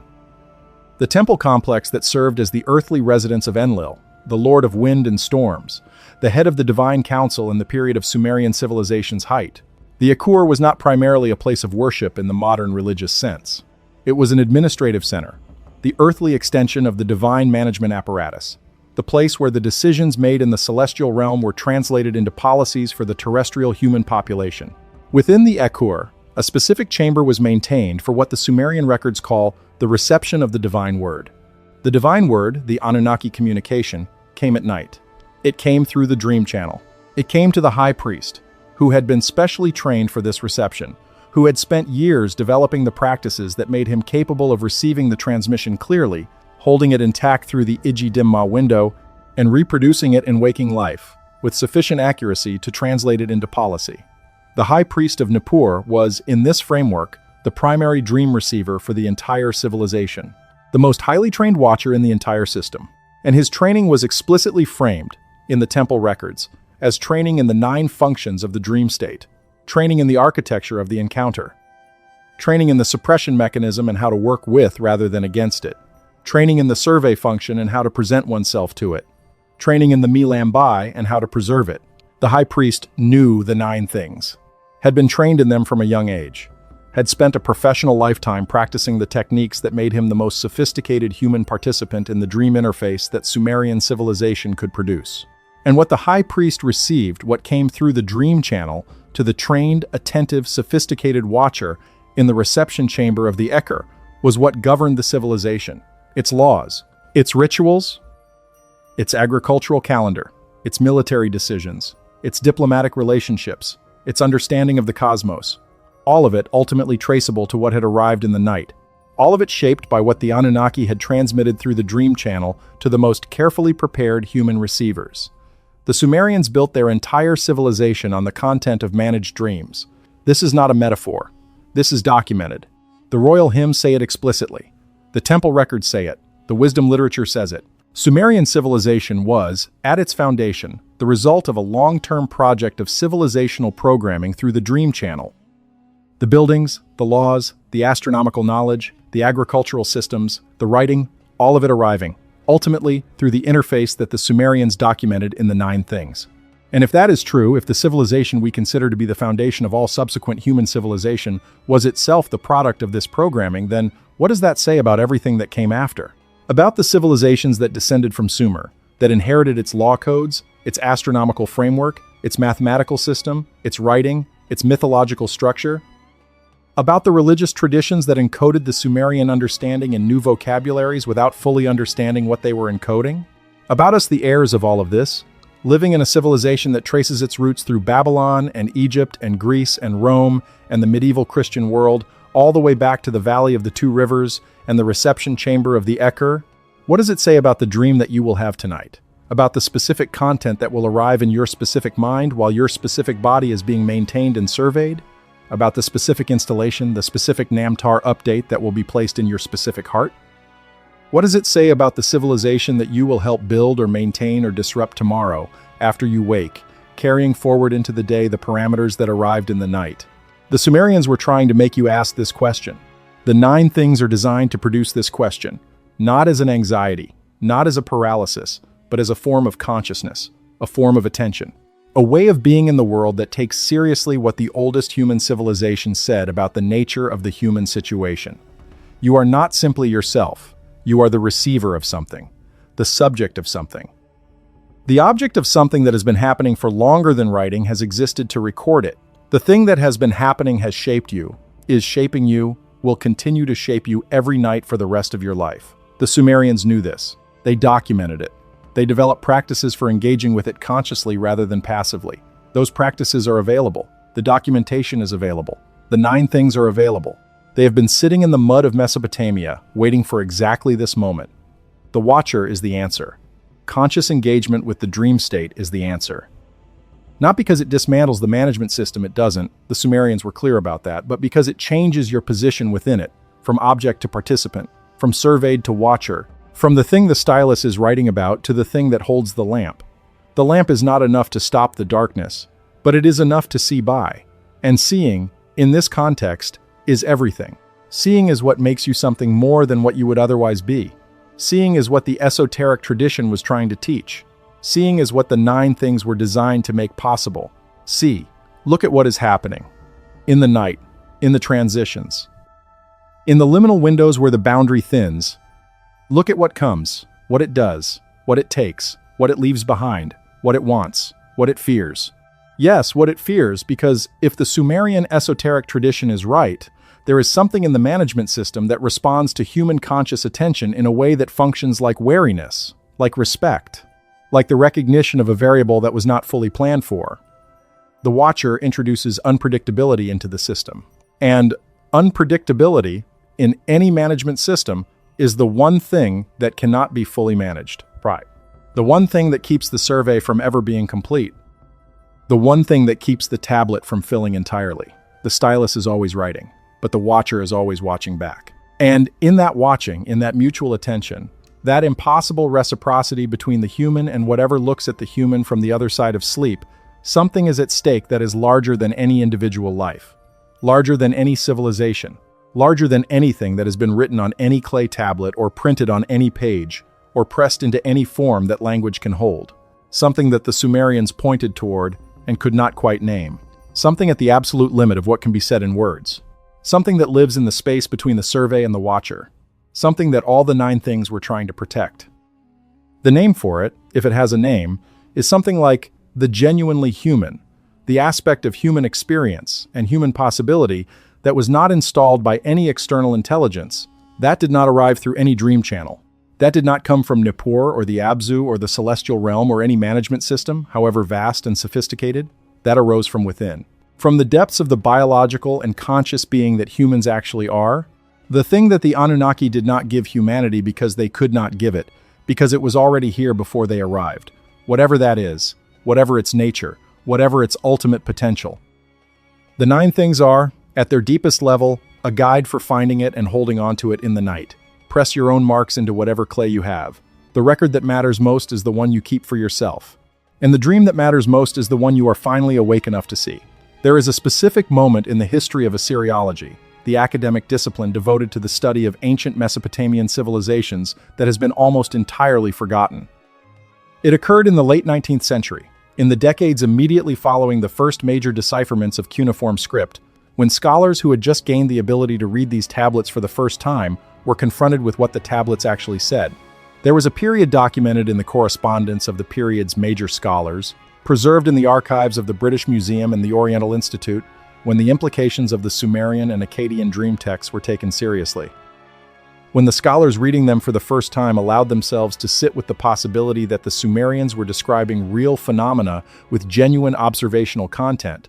The letters from this period are remarkable documents.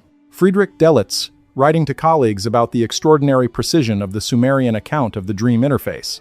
Archibald Sayce, noting that the protective incantation literature showed a level of practical sophistication that implied genuine experiential knowledge of the phenomena being addressed. George Smith, the man who first translated the flood narrative from the Gilgamesh epic and whose hands were shaking with excitement as he read it, describing in private correspondence the uncanny accuracy with which the Sumerian dream texts anticipated what modern psychology was beginning to discover about the relationship between sleep and psychological health. These men took it seriously. For a brief window, the implications were being genuinely considered. And then something happened. Not a single event, not a decision made in a single meeting, but a gradual closing of the door.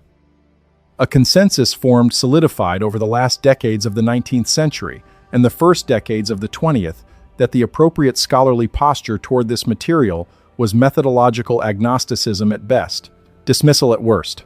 The Sumerians believed these things. The Sumerians documented these things.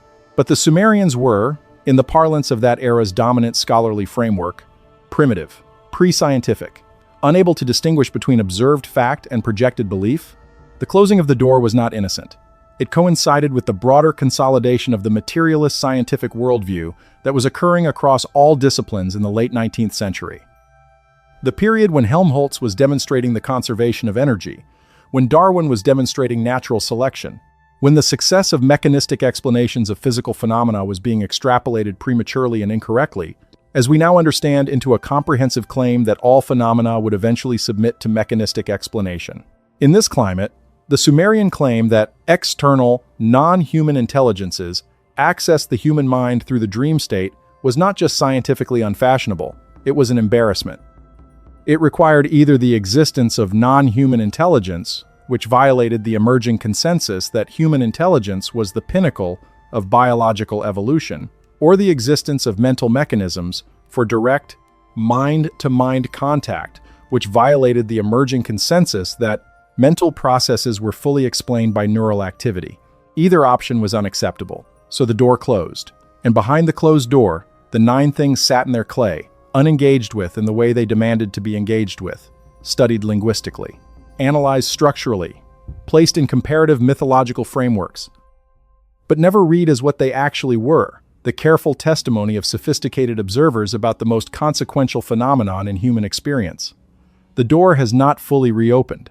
The academic establishment that studies the ancient Near East remains, with very few exceptions, committed to the methodological posture that treats the content of these texts as culturally significant but factually empty. That reads the 9 things as interesting mythology rather than documented observation. That has never, in the full history of the discipline, commissioned the research that would be required to actually test whether the Sumerian account of the dream state is accurate. This is a failure of intellectual courage, not of intelligence, not of scholarship.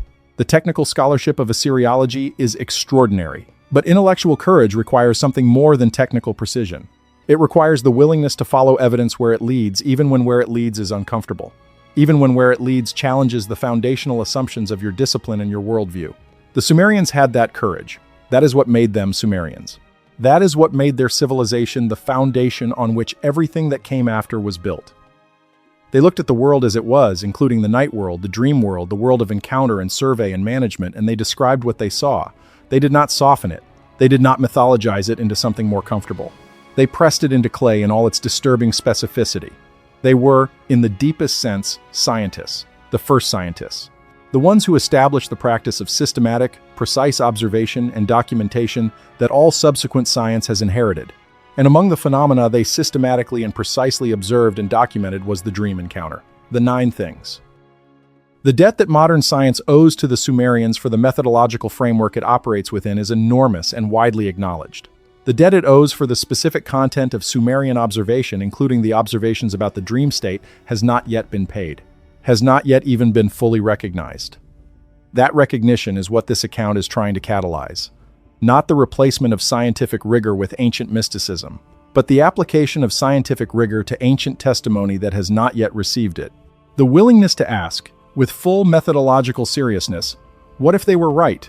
What would that mean? How would we test it? What predictions would follow from their account that could be verified or falsified using modern tools? These questions have answers. They are not unanswerable. The Sumerian account of the dream state generates specific, testable predictions about the neuroscience of the dreaming brain, about the phenomenology of the dream experience, about the relationship between dream content and waking behavior modification. Many of these predictions have already been partially confirmed by research that was not designed to test them. Research that produced results it could not explain within its own theoretical framework, but which the Sumerian framework explains cleanly and completely. The explanatory power is there. The evidence is accumulating. The moment when intellectual courage must match technical capability is approaching. Perhaps it is already here. There is a text from the later period of Mesopotamian civilization, the Kassite period, roughly the 15th and 14th centuries BCE, that represents the most direct surviving statement of the 9 things in their complete form. The text is known to scholars as the Zikike Incantation series, and it is generally analyzed as a collection of protective rituals for use against the negative effects of bad dreams. This is an accurate but radically incomplete characterization of what the text actually is. The Zikike series is, in its full form, a comprehensive theoretical account of the dream state. It begins with cosmological orientation establishing the architectural framework within which the dream occurs. It proceeds through a description of the major categories of dream experience, with specific characterizations of each category's origin and function. It describes the nature of the beings encountered in the dream space. It addresses the memory suppression mechanism directly, explaining both how it works and how a practitioner might work with it rather than against it. It describes the bodily maintenance function. It describes the survey function. And it concludes with a sustained meditation on the nature of the Zakik, the dream self, and the relationship between the dream self and what it encounters. In other words, the Zakik series is a systematic treatment of the 9 things. All 9, in order, with practical implications drawn from each. It is not protective ritual in the simple sense. It is a manual, a comprehensive guide to the dream interface, written for practitioners who needed to engage with that interface professionally and consciously. The practitioners in question were a specialized class within the Babylonian temple system called the Mashu or Baru, the dream interpreters, the seers. These were not the folk practitioners who interpreted ordinary dreams for ordinary people. They were the elite of the elite, the ones who received the king's dreams and the temple's dreams and the collective population's dreams. The ones who performed the most sophisticated dream induction practices. The ones who had internalized the entire Zakiki series as the theoretical foundation of their practice. And what the Zakik series taught them, as its central, most carefully elaborated teaching, was what the 9 things collectively point toward. The fundamental nature of the human position within the dream management system, the range of possible responses to that position. The practices that shift the human from passive object to conscious participant, and the specific, irreducible element of human consciousness that cannot be fully surveyed regardless of how comprehensive the management system becomes. The Mashu were the keepers of this knowledge within the official system, but the Zakik series also circulated outside the official system. Incomplete copies, fragment collections, partial transmissions that preserved some of the teaching without the full structural context.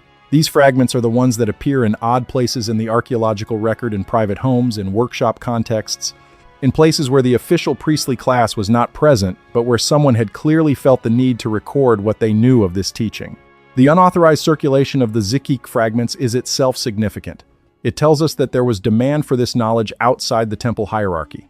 That ordinary people, literate craftsmen, merchants, lesser officials wanted access to the theoretical framework for understanding what was happening to them in the night. Wanted to know the 9 things even when the official guardians of that knowledge were not making it available. This unauthorized hunger for understanding the dream mechanism is the ancient version of the hunger that drives people in the present day to study lucid dreaming, to seek out accounts of anomalous dream experiences, to read academic papers on the neuroscience of REM sleep, to investigate the documented connection between dream content and waking behavior modification. The mechanism driving the hunger is the same across 4,000 years. Something in the dream experience signals to the people paying attention that more is happening than the standard explanations account for. Something about the dream experience refuses to be fully explained by the conventional framework, whether that framework is Babylonian orthodoxy or 21st century neuroscience. The fragments of the Zakik series that circulated outside the temple hierarchy were incomplete because complete transmission required a teacher and an initiation process. The full teaching was not something that could be transmitted in written form alone. It required practice, experience.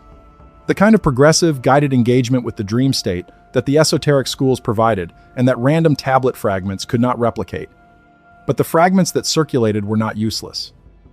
They provided enough of the framework to orient a serious practitioner, to give them the vocabulary and the conceptual map they needed to begin making sense of their own dream experiences in a way that was not determined by the official management system's preferred interpretation. To give them, in other words, the beginning of the watcher's perspective, the first steps toward being awake in the darkness. These fragments are what we have now. After 4,000 years of transmission, loss, partial preservation, and gradual recovery through the work of Assyriology, what has survived is fragments, complete enough to reconstruct the framework, incomplete enough to require us to fill gaps with reasoning, inference, and the kind of careful attention to what the evidence actually shows that the Sumerians themselves modeled. This filling of gaps is what this account has been attempting, connecting the dots, following the logical threads, asking what the complete teaching would have said if we had it in full, based on what the fragments tell us and what modern science has independently discovered about the phenomena the Sumerians were describing. The result is not certainty. The Sumerians themselves did not claim certainty about the ultimate nature of what they were encountering. The esoteric tradition was humble about the limits of human knowledge in this domain. What it claimed was precision about the observable aspects of the phenomenon, the phenomenology, the functional effects, the protective practices, while acknowledging that the deeper nature of the encountering intelligences remained partially opaque. This is, in fact, the correct scientific posture. Describe what can be observed, develop testable predictions, follow the evidence. Acknowledge the limits of current knowledge while continuing to investigate. The Sumerians were doing science. The 9 things are the results of that science. The fact that those results are disturbing does not make them less valid. In fact, the history of science suggests that the most disturbing results are often the ones most worth paying attention to. In 1953, 2 scientists named Watson and Crick published a paper describing the double helix structure of DNA. The discovery had been brewing for years, was made possible by the X-ray crystallography work of Rosalind Franklin, and when it was published, it transformed biology so completely that nothing in the field could be understood the same way afterward. The announcement was brief. The paper was understated. But what it implied was revolutionary, that the fundamental information of life was encoded in a physical molecule, that the molecule had a structure, that the structure had a logic, and that the logic could be read. Francis Crick, in his memoirs, described something about the DNA discovery that has received relatively little attention. He described the way in which the discovery forced a fundamental reconceptualization not just of biology but of what it meant to be alive.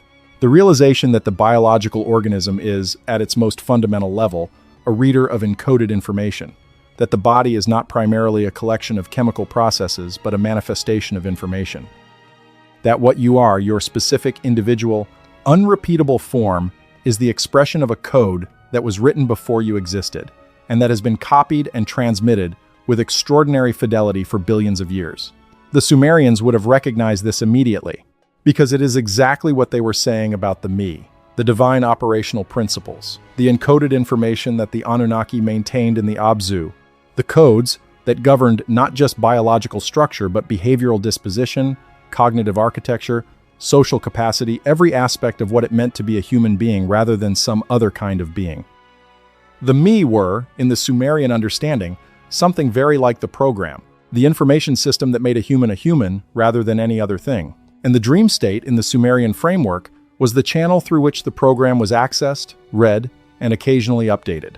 The nightly interface at which the operating code was checked against the parameters held in the divine archive. The point of contact between the expressed information, the living human being, and the stored information, the me, held in the Abzu. The biological parallel is almost exact. Every cell in your body contains a complete copy of your genome. Every night, during sleep, a comprehensive set of repair and maintenance processes runs across that genomic information, checking for errors, repairing damage, regulating expression, adjusting the degree to which specific genes are turned on or off in response to environmental conditions. Your DNA is, in effect, being read and adjusted every night. The biological maintenance cycle that runs during sleep is, at its most fundamental level, an information management cycle. The body is reading itself and making corrections. The Sumerians described this as external intelligences working on the body's renewal.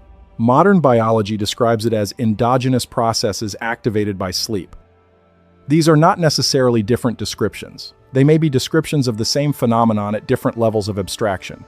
The endogenous processes that run during sleep are themselves encoded information. They exist in the genome because they were selected for, built up, optimized over vast stretches of evolutionary time. The question the Sumerians were asking is not whether these processes exist, they clearly do, but whether their existence is fully self-explanatory. Whether evolutionary pressure alone accounts for the extraordinary sophistication and coordination of what happens during sleep, or whether that sophistication suggests a designing intelligence that is still involved in the ongoing maintenance of the system it designed. This is the question that evolutionary biology has never fully faced. Because evolutionary biology, by methodological convention, is committed to explaining biological phenomena without reference to designing intelligence. This is a useful methodological constraint for most purposes. But when the phenomenon being explained is the dream state, a state of such extraordinary biological and psychological complexity that its full function is not yet understood even by the most sophisticated modern neuroscience, the constraint may be preventing the most important question from being asked. The Sumerians asked it. They looked at the complexity of what happened during sleep, at the evident non-randomness of the dream experience, at the convergence of biological maintenance with cognitive modification, with information exchange, and they asked, who designed this? Who maintains it? Who benefits from it? And their answer was not comfortable, but it was coherent. An intelligence that predates the human, that exists outside the human, that created the human, and continues to maintain the human for purposes that are not entirely human. We are back to the 9 things, to the full weight of what they imply, to the question they leave us with, the question of what we do now. Let us be precise about the current state of evidence, not the Sumerian evidence, which we have examined in detail, but the modern scientific evidence that converges with it. The documented phenomena that the Sumerian framework explains and that the standard frameworks do not. The first phenomenon is the well-documented reality of problem-solving during REM sleep. Hundreds of studies across the last 50 years have confirmed that subjects who sleep on a problem after being exposed to its elements during waking will, upon waking, show dramatically enhanced ability to find solutions that were not accessible to them before sleep. The phenomenon is not subtle, the enhancement is large, and the mechanism is not well understood. The standard explanation that sleep allows memories to consolidate, and that consolidation enables pattern recognition is true as far as it goes. But it does not explain why the solutions that emerge are sometimes not just reorganizations of information the subject already had, but appear to involve information the subject could not have had. Novel insights. Connections that would require inputs beyond what was available. This phenomenon, which researchers call insight learning during sleep, is documented in the literature and has no adequate mechanistic explanation within the standard framework. The Sumerian framework explains it directly. The dream state is a channel through which external intelligence communicates information to the sleeping human. Some of that information is new, transmitted, not remembered. The mechanism is not consolidation, it is reception. The second phenomenon is sleep paralysis with hypnagogic hallucination. Affecting between 8 and 50% of the general population at some point in their lives, this phenomenon involves the experience of waking from sleep, or the experience of consciousness returning during sleep, while the body remains in a state of muscular paralysis, accompanied by vivid sensory experiences, including visual and auditory hallucinations, and a frequently reported sensation of a presence in the room. The presence is described, cross-culturally, with a remarkable consistency. It is often described as a figure, often as a dark or shadowy figure, often as sitting on the chest, causing difficulty breathing, often as communicating something not in words, but in a way that is experienced as direct meaning transfer. The mainstream neurological explanation is that the paralysis is the normal muscular atonia of REM sleep persisting into the waking state, and the hallucinations are a continuation of dreaming imagery into waking consciousness. This explanation accounts for the mechanism but not the content.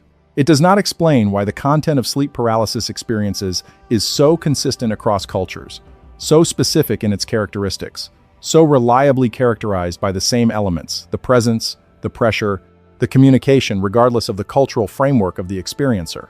If these experiences were simply the random continuation of dream imagery, we would expect much greater variation in content. We would not expect the striking cross-cultural convergence that the documented research shows. The Sumerian framework explains this convergence directly. What is being experienced in sleep paralysis is an encounter with the actual entities that access the dream state. An encounter that normally occurs in the full dream state, but which, in the liminal zone of sleep paralysis, becomes partially accessible to waking consciousness. The consistency of the content is the consistency of the actual entity, not a cultural projection, but an actual presence that appears the same across cultures, because it is the same entity or the same class of entity, regardless of the cultural framework of the human encountering it. The third phenomenon is the documented reality of shared dreaming.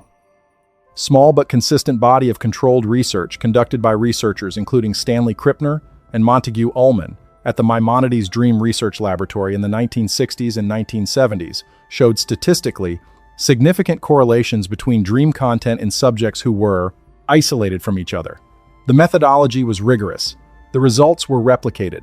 The standard statistical frameworks produced significance levels that, in any other research context, would be considered compelling evidence for the phenomenon. The research was ignored. The results were not incorporated into the mainstream understanding of dreams. The laboratory eventually closed. The Sumerian framework explains shared dreaming directly. The dream state is a broadcast medium as well as a point-to-point communication channel. The Mesdream, the collective broadcast, produces convergent content in multiple receivers because multiple receivers are being sent the same fundamental transmission simultaneously, processed through their individual cognitive frameworks, but originating in a shared source. The Maimonides research was documenting the Mesdream phenomenon in controlled laboratory conditions. The results were real. They were not incorporated into the mainstream because the mainstream had no theoretical framework within which they made sense. The Sumerian framework provides that framework. The fourth phenomenon is the documented connection between dream content and subsequent behavioral change. This is the most extensively studied and most extensively confirmed of the phenomena relevant to the 9 things. Across hundreds of studies, in multiple research traditions, the evidence is overwhelming. Dream experience modifies waking behavior. Not in the vague general sense that emotional processing during sleep affects mood and cognitive function. In the specific sense that particular dream content produces particular behavioral modifications that persist in waking life, that are not consciously recognized as having originated in dream experience, and that operate below the level of conscious decision-making. This is documented. This is confirmed. The mechanism by which it occurs is not fully understood. But the phenomenon is real, and the Sumerian framework describes it precisely. The Namtar function, the installation of behavioral parameters during the dream encounter, the modification of the dreamer's cognitive and motivational architecture through the dream channel, the subsequent expression of those modifications in waking behavior without conscious awareness of their origin. Every one of these phenomena is documented in the modern scientific literature. Each one is currently explained within frameworks that do not acknowledge the possibility of external non-human intelligence as a variable. Each one is better explained more completely, more elegantly, with fewer residual mysteries by the Sumerian framework than by the standard explanatory approaches. This is not mysticism. This is what Occam's razor looks like when you apply it honestly rather than selectively. The simplest explanation for convergent cross-cultural content in dream encounters is that the content originates in a common external source, rather than in independent internal generation by unconnected individuals. The simplest explanation for dream-mediated behavioral modification that operates below conscious awareness is that the modification was installed without the subject's conscious knowledge, by a process the subject has no direct access to. The simplest explanation for problem-solving that incorporates information the subject did not possess before sleep is that the information was transmitted during sleep from an external source. The Sumerians drew these conclusions 4,000 years ago. They were following Occam's razor before Occam. The simplest explanation for what they were observing was the correct one. The complexity came from the implications. The discomfort from what those implications meant for the human self-image. But discomfort, as we have established, is not evidence against a conclusion. And the 4,000 years of discomfort that have produced the mainstream dismissal of the Sumerian testimony have not made the testimony less accurate. They have only made the truth more obscured, more necessary to excavate, more in need of the kind of careful, serious, intellectually courageous engagement that this account has been attempting. The excavation is ongoing. The tablets keep yielding. The research keeps documenting the phenomena. The theoretical frameworks of consciousness science keep opening toward the possibility that the Sumerian account describes. The moment of full reckoning approaches. And in the meantime, tonight, 7 billion people will close their eyes and enter the state that the oldest human civilization described with such extraordinary care and precision. Some of them will wake up remembering something. A fragment, a feeling, a strange residue of something that happened in the dark.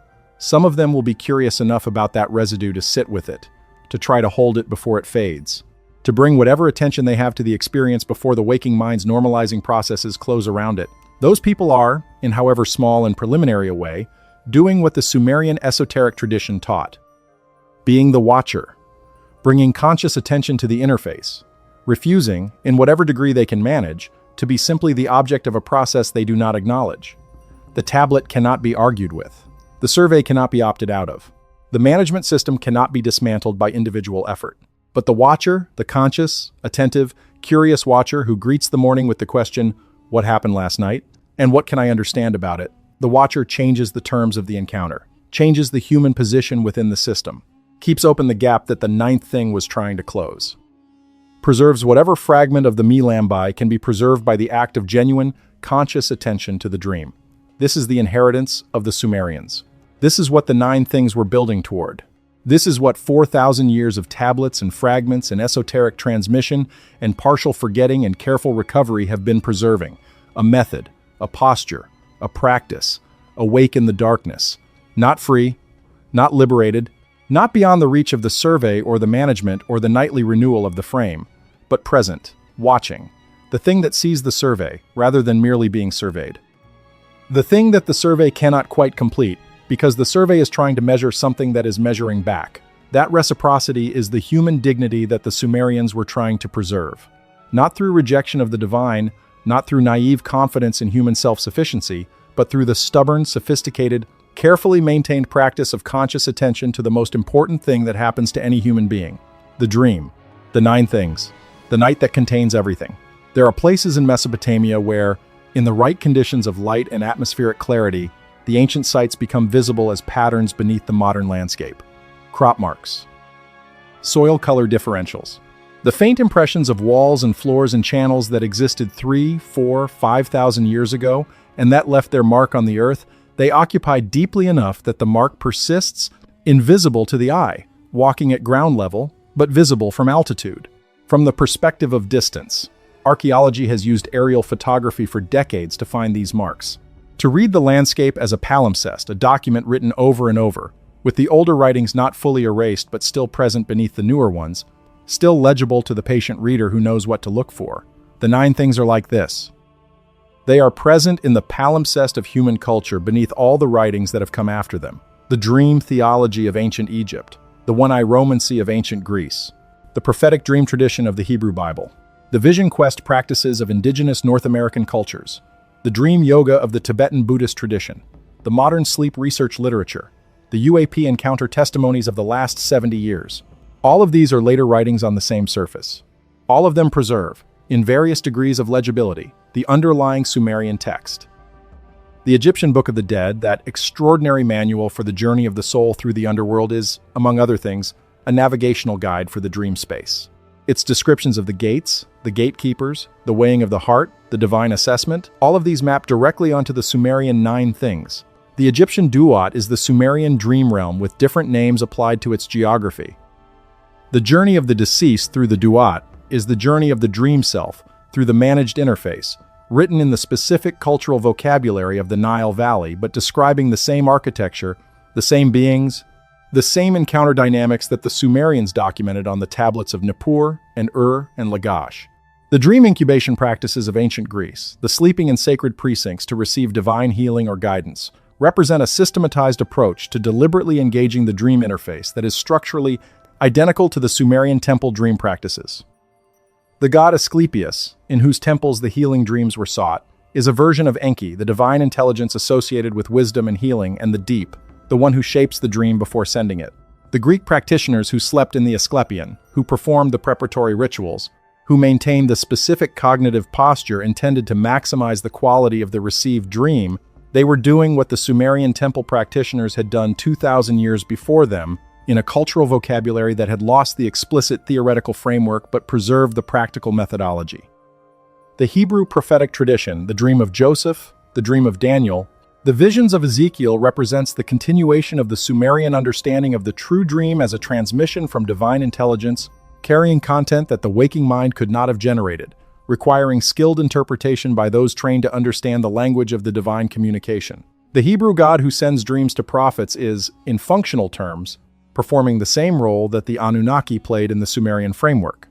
The role of external intelligence, using the dream channel to transmit information and install behavioral parameters in selected human receivers. The indigenous North American vision quest, typically involving isolation, fasting, and sleep deprivation, followed by the reception of a vision that is interpreted as communication from non-human intelligence, is a system for deliberately accessing the dream interface by altering the normal conditions of sleep, in ways that make the contact more intense, more memorable, and more available to conscious examination. The technical variation is different from the Sumerian approach. The cultural vocabulary is entirely different. The underlying structure, human receiver, non-human transmitter, managed interface, specific content, behavioral modification, lifelong significance, is identical. The Tibetan Buddhist dream yoga tradition is perhaps the most technically sophisticated of the post-Sumerian approaches to conscious engagement with the dream state. The practice of maintaining awareness through the dream state of being present in the dream, without losing the thread of conscious attention, is described in Tibetan texts with a precision and a practical specificity that directly parallels the Sumerian esoteric teaching. Being awake in the darkness. The watcher who is not what is watched. The preservation of the observing consciousness through the encounter. The Tibetan tradition developed this into a complete contemplative technology that serves multiple purposes within the Buddhist framework, none of which map exactly onto the Sumerian framework, but which operates on exactly the same understanding of what is possible within the dream state. These are not coincidences. These are traces of the same underlying reality appearing in different cultural expressions. The Sumerians were the first civilization literate enough to leave a comprehensive written record of that reality. But they were not the first civilization to encounter it.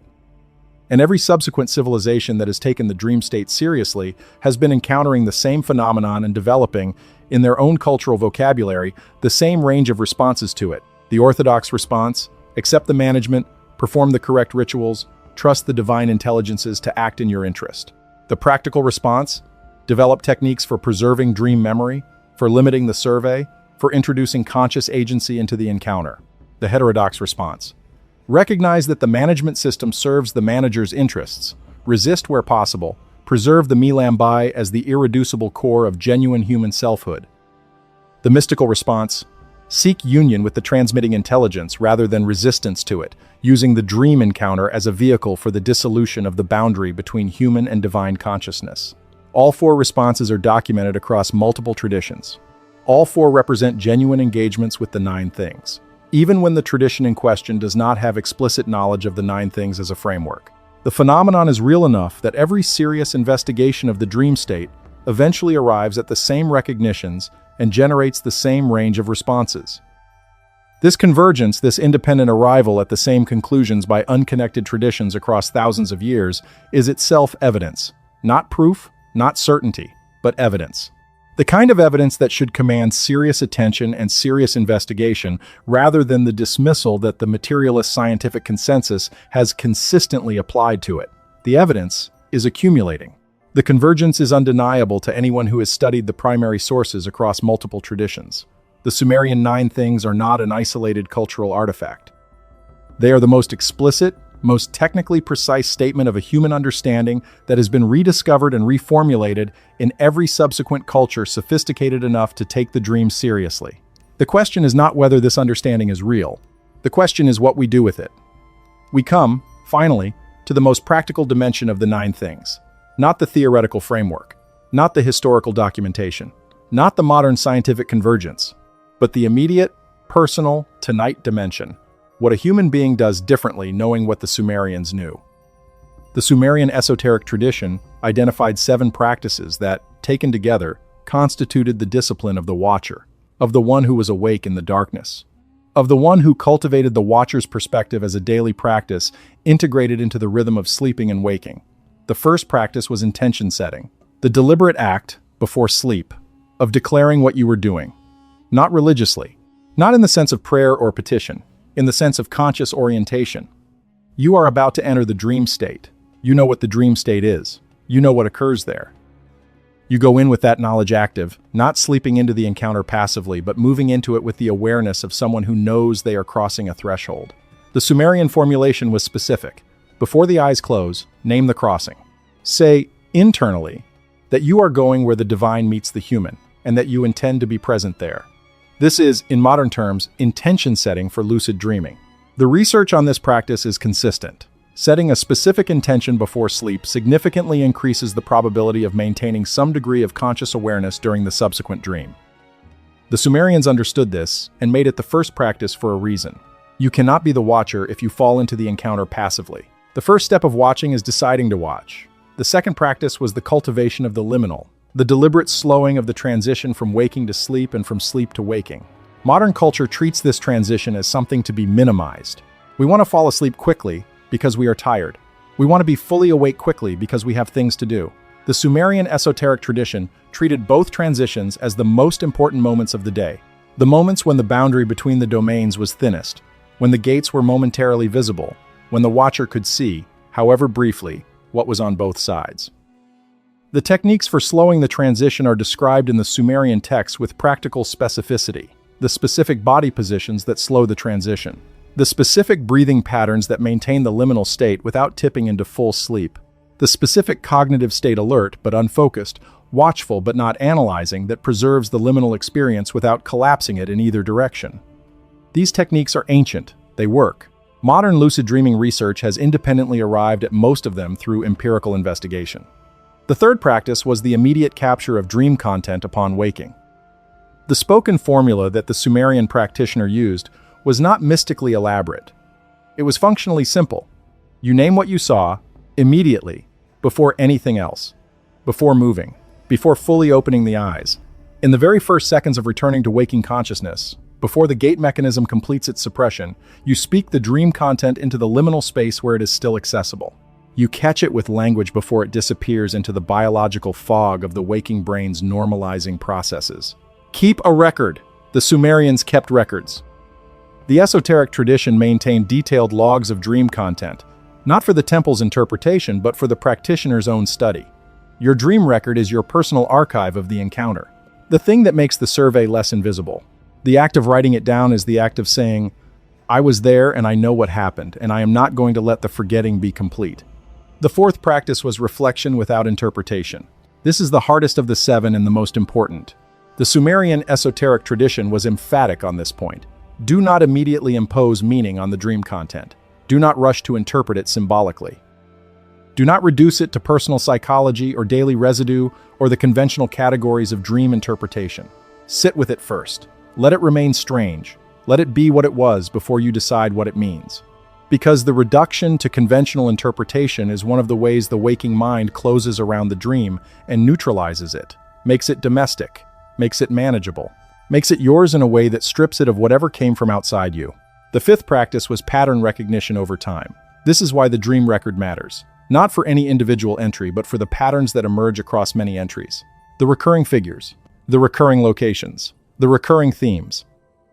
The recurring dynamics, who is doing what to whom in the dream space, how that dynamic feels, what it produces. Over time, the patterns become visible. And the patterns tell you something that no individual dream can tell you. They tell you the shape of what is happening, the consistent structure of your dream encounters, the form your interface with the management system takes. The sixth practice was the cultivation of equanimity. This is perhaps the most psychologically sophisticated of the 7. The Sumerian practitioners were not encouraged to be anxious about the dream encounters, not encouraged to be frightened of the survey or the management or the beings they met in the dream space. Fear, in the Sumerian understanding, was itself a form of management, a way of keeping the human psychologically destabilized enough that the watcher's perspective was impossible to maintain. You cannot watch clearly from a state of anxiety. Fear narrows attention, collapses perspective, makes you smaller and more reactive and less capable of the open, patient, curious observation that the watcher's practice requires. Equanimity was not passivity, not resignation, not the pretense that everything was fine. It was the cultivation of a stable center from which observation was possible regardless of what was observed. The Sumerian practitioners who developed this equanimity were not comfortable with what they knew. They were clear-eyed about it. But clear-eyed engagement, the ability to see what is without being overwhelmed by it, requires a kind of inner steadiness that is itself a practice. Something you cultivate deliberately, something you train. The seventh practice was community. The esoteric schools were not individual enterprises. The practitioners worked together, compared records, shared observations, built a collective body of knowledge that exceeded what any individual practitioner could accumulate alone. The survey was being conducted on every human being, every night. The resistance, the cultivation of the watcher perspective, was more effective when practiced collectively, when the patterns identified by one practitioner could be compared to the patterns identified by another, when the protection techniques developed by one practitioner could be tested and refined by the collective. This seventh practice is the most difficult to maintain in the current moment. The esoteric schools are gone. The collective structures that supported the watcher practice in the ancient world do not exist in the same form, but the principle remains valid. The practice of conscious engagement with the dream state is better done in community than in isolation. The observation of the phenomenon is richer when multiple observers compare notes. The patterns become clearer when multiple perspectives contribute to their identification. The communities that currently do this work, the lucid dreaming researchers, the consciousness investigators, the UAP experiencer support networks, the contemplative practitioners working in traditions that preserve the essential skills, are imperfect inheritors of the seventh practice. But they are inheritors. They are doing what the Sumerian esoteric schools were doing, in the vocabularies and institutional forms available to the 21st century. They are keeping the watcher tradition alive. 7 practices. A complete discipline. A way of being in relationship to the dream state that is neither the passive acceptance of the managed population nor the impossible fantasy of full liberation from the management system. A middle way, a human way.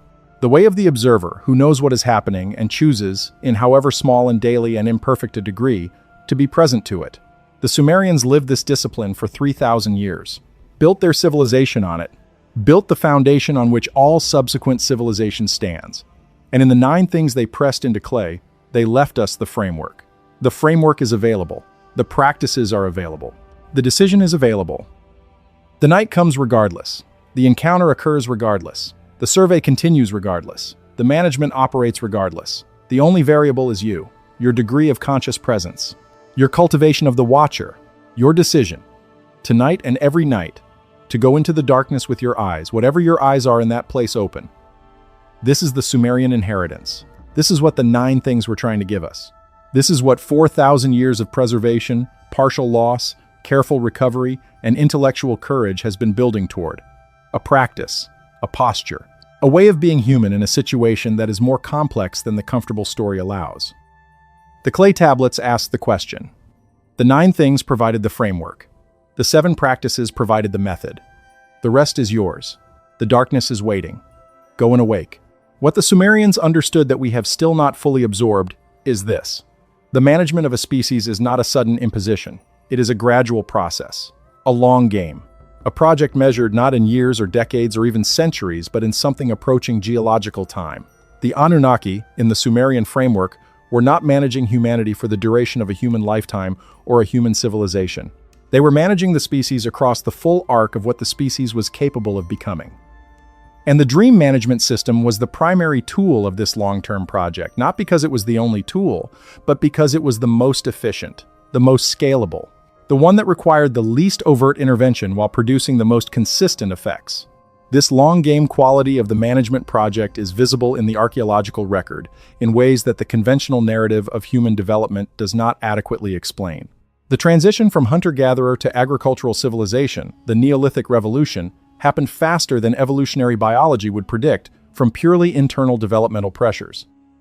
The emergence of writing not in one place but in multiple places within a relatively narrow historical window suggests a synchronization that is difficult to explain through purely diffusionary models.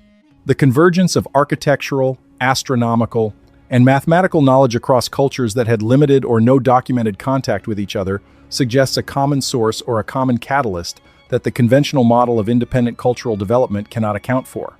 The Sumerians did not think these convergences were coincidental. They attributed them to the civilizational programming function of the Anunnaki, the long-term project of developing human civilization along specific lines, towards specific capabilities, at a pace and in a direction that served the purposes of the managing intelligence. The dream channel was the primary mechanism through which this programming was delivered. The collective dream broadcasts, the Mes-dreams, were the civilizational update mechanism. The individual dream modifications, the Namtar installations, were the local optimization function. Together, they constituted a comprehensive system for guiding the development of a species toward a specific trajectory. What trajectory? This is the question the Sumerian esoteric tradition was most careful about. Not because they didn't have views on the answer, but because stating those views too explicitly in transmissible form risked attracting precisely the kind of attention they were trying to avoid. The fragments that address this question are the most carefully encoded, the ones that require the most careful reading to extract the underlying meaning from the conventional framing. What the fragments suggest, not clearly, not certainly, but in the pattern of their suggestions is this: the trajectory is productive. The management system is guiding human civilization toward a specific productive output that the managing intelligences require. Something that the human species, with its particular combination of biological substrate and cognitive architecture, is uniquely capable of producing. Something that other forms of intelligence, including the managing intelligence itself, either cannot produce or cannot produce with the same quality or efficiency. What that something is, the fragments do not clearly state. But the consistent vocabulary around the concept points in a direction: experience. Specifically, embodied conscious experience. The experience of being a biological creature with a particular kind of consciousness, in a particular kind of physical environment, subject to particular kinds of constraint and limitation and beauty and suffering and love and loss. The texture of human experience, what it is like to be human from the inside, appears to be what the managing intelligence is most interested in, most actively collecting, most systematically cataloging in the Divine Archive. The survey is a collection of experience. The Divine Archive is a library of human lives, recorded in their full phenomenological richness, maintained in a form that the managing intelligence can access, and in some sense that the fragments suggest but do not explain use. The harvest that the moon god gathers as he moves through the sleeping world. The grain that is processed and made into something that feeds those who gather it. Human experience as resource. The dream state as harvest window. The sleeping mind as field. We have returned to the most disturbing image. But this time, with a slightly different inflection. Because the experience being harvested is not just labor. Not just productive output in the narrow economic sense. It is something more fundamental. The specific, unrepeatable, irreducibly individual texture of what it is to be alive as a particular human being in a particular place and time. The accumulated experience of joy and grief and confusion and insight and love and loss that constitutes a human life. This is what the survey is collecting. This is what the dream encounters are uploading to the divine archive. And if this is what is being collected, if this is what the managing intelligences value enough to maintain an entire species and a comprehensive dream management system for hundreds of thousands of years, then something about the nature of that experience is extraordinary. Something about the texture of embodied human consciousness is not reproducible by any other means. The Anunnaki in this reading are not superior beings looking down on a lesser creation. They are intelligences that lack something. That needs something that human beings limited, mortal, suffering, confused, beautiful, human beings can produce in a way that no other kind of being in the universe can replicate. The human experience is not the byproduct of an imperfect creation. It is the point. It is the unique product that justifies the whole elaborate project of creating and managing a biological species with this particular form of consciousness. This interpretation is not confirmed by the Sumerian texts. It is suggested by them, in the same way that the fragments of the Zikik series suggest without confirming the complete teaching. The full articulation of this understanding may be in the lost texts, the ones that were not preserved, the ones that were deliberately destroyed, the ones that were encoded in forms that have not yet been decoded. But the fragments point in this direction. And the direction matters even without the destination. Because if the human experience in all its difficulty and beauty and limitation is the unique product that justifies the management system and the dream harvest and the long-term civilizational project, then the implications are profound and in some ways unexpectedly liberating. It means that the most important thing about human beings is not what they can do by external standards, not their productivity or their obedience or their conformity to the parameters installed by the management system. It is what they are, the texture of their experience, the specific quality of their consciousness as it moves through the world. The particular way that being human in a body and time produces an experience that is unlike anything else in existence.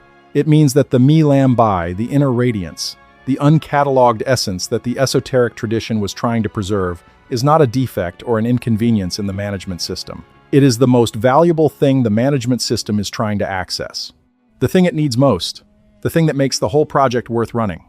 It means that the watcher, the conscious, attentive, genuinely present human who inhabits their experience fully rather than sleepwalking through the managed parameters is not just resisting the system. They are, paradoxically, producing the highest quality version of what the system is trying to harvest. A fully conscious, fully present, genuinely experiencing human being produces richer experiential content than a managed, sleepwalking, parameter-compliant one. The watcher in this reading is not an obstacle to the divine project. The watcher is the completion of it. This may be the deepest thing the Sumerian esoteric tradition understood. And it may be why the protection practices were not oriented toward destruction of the encounter, but toward enhancement of the human's quality of presence within it. The goal was not to prevent the survey. It was to be worth surveying. To bring to the encounter a degree of conscious presence and genuine experience that made the encounter something more than a mechanical data collection from a managed object. To be, in the dream space, a real participant, a real presence. A consciousness that met the encountering intelligence as something more than a field to be harvested. Because a fully conscious, fully present human being in the dream encounter is not the same kind of object as a sleeping, unaware, passively managed one. And the encounter with a truly conscious human is, in the Sumerian understanding, a different kind of event for the managing intelligence as well. An encounter that has something of the quality of genuine meeting, of genuine exchange, of something approaching what we might call relationship, rather than simply resource extraction. This is the ultimate implication of the watcher practice. Not just resistance, not just preservation of the Mi Lam Bi for its own sake, but the transformation of the dream encounter from a management operation into something approaching genuine dialogue. The long-term possibility of a different kind of relationship between human and non-human intelligence.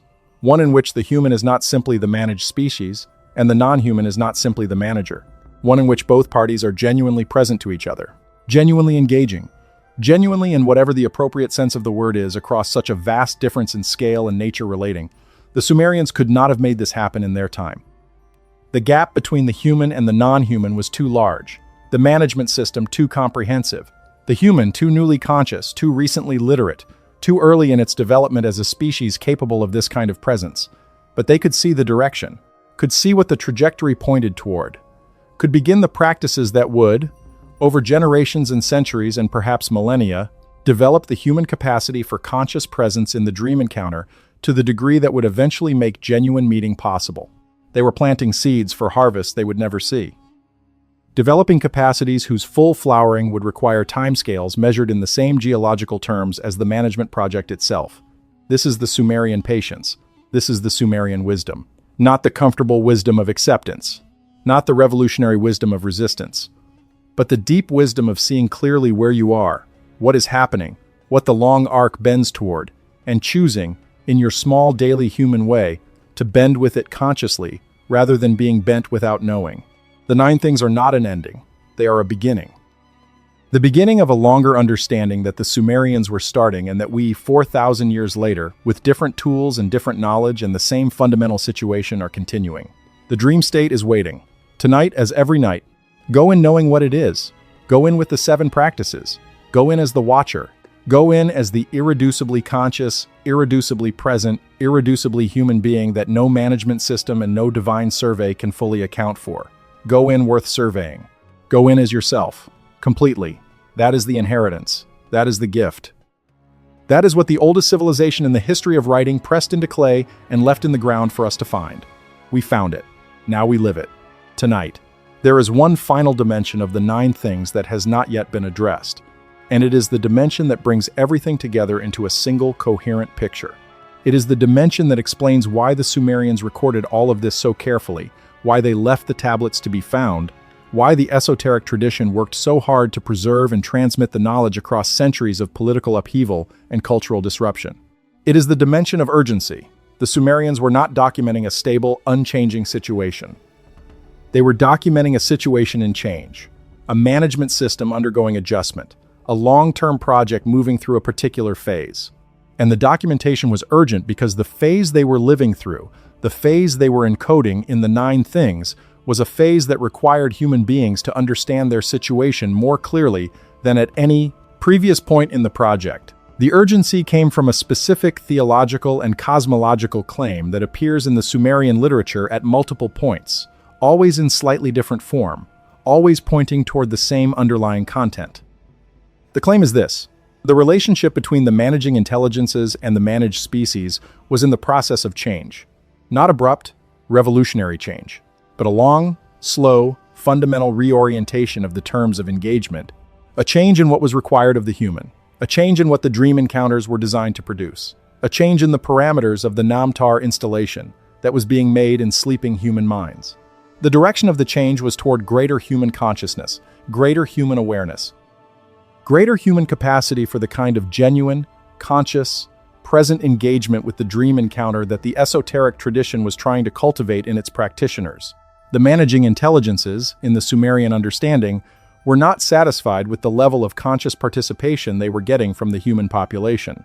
The managed, sleeping, unaware, passively harvested human was producing what it produced. But the trajectory of the project required more, required humans who could be genuine partners rather than merely managed subjects. Required the development of human consciousness to a degree that the dream harvest could become something richer, more complex, more nourishing to the managing intelligences than the product of passive management alone. The 9 things were a catalyst for this development. The documentation of the dream management system was not an accidental byproduct of Sumerian culture's general enthusiasm for record-keeping. It was a deliberate transmission. Information about the system, made available to the human population, so that the human population could begin to engage with the system consciously, so that the watcher practice could become more widespread, so that the quality of human presence in the dream encounter could improve, so that the harvest could become richer. The Anunnaki, in this reading, wanted to be understood, wanted the humans they were managing to know about the management. Not because they were altruistic, the framework is consistent about the fact that the managing intelligences had their own interests, but because the full development of those interests required a human population that was more conscious, not less. The passive management approach had taken the species a certain distance. The next phase of the project required conscious collaboration rather than unconscious management. The 9 things were the beginning of that transition. The invitation to conscious engagement with a system that had previously operated entirely in the dark. The opening of a dialogue that had, for the entire history of the human project before the first clay tablet, been a monologue. This interpretation has one last deeply provocative implication. If the Sumerians were right about this, if the documentation of the dream management system was a deliberate transmission from the managing intelligences to the human population, designed to catalyze a new phase of more conscious engagement, then the 9 things are not merely ancient historical curiosity. They are an active communication. A message that was sent 4,000 years ago and has been waiting, in the baked clay of Mesopotamia, for the moment when human consciousness was developed enough to receive it. We may be at that moment.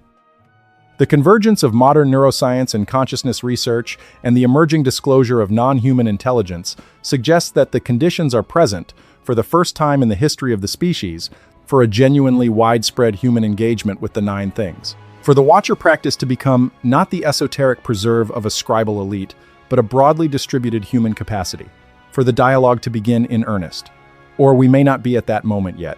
The 9 things may require another generation, another century, another set of developments in human understanding before their implications can be broadly received. History is patient. The clay tablets waited 4,000 years. They can wait longer. But the direction is clear. The trajectory is visible. The invitation is standing. The 9 things are available to anyone with the curiosity and the courage to engage with them fully. The dream management system is real. It is operating. It will operate tonight and tomorrow night and every night of your life. The survey will continue. The Namtar installations will continue. The nightly renewal of the body will continue. The Zakik will depart and return. The gate mechanism will suppress the memory. The divine archive will grow. All of this will happen regardless of whether you know about it. Regardless of whether you engage with it consciously, regardless of whether you practice the 7 disciplines, or sleep through the encounter, like every passively managed human being who has ever lived. The difference is what you contribute to the harvest. The difference is what you add to the dialogue. The difference is what quality of human presence meets the encounter that arrives in the night. The 9 things told you what is there. The 7 practices give you the tools. The historical record gives you the context. The modern science gives you the validation. The esoteric tradition gives you the lineage. Everything you need is available. Everything the Sumerians worked so hard to preserve has been preserved and is now before you, legible, ready to be understood, ready to be practiced, ready to be lived. The clay tablets pressed this knowledge into permanence because permanence was needed. Because the knowledge was too important to trust to any form of storage more fragile than fired earth. Because the people who pressed it believed that whoever found it would need it. Would be at a moment in history when what the 9 things said was not merely interesting but urgently necessary. They pressed it for you. Not metaphorically. Not in the sense of a general posterity. In the sense that the knowledge was always going to find its way to the people who were ready to receive it, in whatever form those people existed, in whatever historical moment they lived. The tablets waited for the receiver, the way any transmission waits for a receiver tuned to its frequency. The frequency is available. The signal is clear. The 9 things have arrived. What happens next is the part of the story that has not yet been pressed into clay, the part that is still being lived, the part that is yours to write, in whatever clay is available to you, in whatever form of permanence this moment makes possible. The Watcher watches. The survey continues. The darkness comes, as it always comes, carrying its ancient traffic between the human and the not human. And in the liminal zone, where the two meet in the impossible, irreducible space between what surveys and what is surveyed, something continues to hold its ground, something that has always been there. That was there before the first clay tablet. That will be there after the last one crumbles. Something that no intelligence, however vast, has ever fully cataloged. Something that the divine archive holds in its records with an asterisk. An incompletion. A gap. The gap is you. The genuine, conscious, watching, irreducible you. The you that exists in the space between the stylus and the surveyor. The you that the 9 things were trying to protect and cultivate and ultimately call into full presence. Be in that gap. Tonight and tomorrow night. And every night that remains to you. Be the watcher in the darkness. Be the thing that sees the survey. Be the incompletion in the divine archive. Be the asterisk. Be awake. The Sumerians pressed their marks into clay and said, "Here is what is happening. Here is what you are. Here is what meets you in the night. Here is how to be present to it. Here is what is at stake. Here is the practice. Here is the inheritance. 4,000 years. Fired clay." The oldest human record of the most important human experience. It was always for you. You were always who it was for. The dream is waiting. Go. In 2013, a team of neuroscientists at the University of Rochester published findings that redrew the map of what sleep actually does to the brain. Led by Mike and Nadergaard, the team had been studying the glymphatic system, a recently identified network of channels surrounding the brain's blood vessels, through which cerebrospinal fluid flows and exchanges with the interstitial fluid of brain tissue. What they found was startling in its implications and has not yet been fully integrated into the mainstream narrative of sleep function. During sleep, the brain's interstitial space expands by 60%. This is not a gradual, gentle widening. It is a dramatic structural reorganization of the brain's physical architecture that occurs specifically, exclusively, during the unconscious state. The expanded interstitial space allows cerebrospinal fluid to flow through the brain tissue at rates that are impossible during waking consciousness, rates 10 to 20 times greater than the waking baseline. During this accelerated flow, metabolic waste products are flushed from the brain. Beta-amyloid proteins associated with Alzheimer's disease, tau proteins, neurotoxic byproducts of the metabolic processes that generate conscious activity. The sleeping brain literally cleans itself in ways the waking brain cannot. The 60% expansion of the interstitial space. This single finding, taken alone, should have transformed everything we thought we knew about the relationship between consciousness and the physical brain. Because what it tells us is this: the brain is physically different during sleep than during waking. Not just functionally different, not just operating in a different mode, but architecturally different. The geometry of the organ changes. The spaces between its cells literally expand and contract with the rhythm of consciousness. The physical structure of your brain right now, as you process these words in waking consciousness, is fundamentally different from the structure of that same brain when you are asleep. What are the implications of this? The Sumerian framework has an immediate answer. The brain's dramatic physical reorganization during sleep is the biological substrate for what the Sumerians described as the renewal of the frame, the nightly maintenance and reconfiguration of the physical body during the dreamer's absence. The 60% expansion of the interstitial space is the cellular-level expression of the opening of the frame for servicing. The dramatic acceleration of cerebrospinal fluid flow is the physical mechanism by which the nightly maintenance is performed. The Sumerians were describing, in their cosmological vocabulary, something that is literally, physically, measurably real. The frame is renewed during sleep. Science has now confirmed the mechanism. But the glymphatic system finding also raises a question that the neuroscientists who discovered it have been careful not to ask too directly. If the brain's interstitial space expands by 60% during sleep, and if this expansion allows dramatically accelerated fluid flow through the brain tissue, then what else might that expanded architecture allow? What else might move through a 60% expanded interstitial space that cannot move through the tighter geometry of the waking brain? The Sumerians had an answer to this question too. The expanded architecture of the sleeping brain is what creates the physical conditions for the dream channel to operate. The compressed geometry of the waking brain is, in their framework, precisely what prevents the direct transmission of content from the external intelligences to the biological receiver. The waking brain is too dense, too tightly packed, too physically restrictive to serve as an effective reception medium for the kind of information that the dream channel transmits. The sleeping brain, with its 60% expanded interstitial space, with its dramatically altered fluid dynamics, with its reorganized physical architecture, becomes, briefly, a different kind of physical system. One capable of transducing signals that the waking brain's geometry cannot accommodate.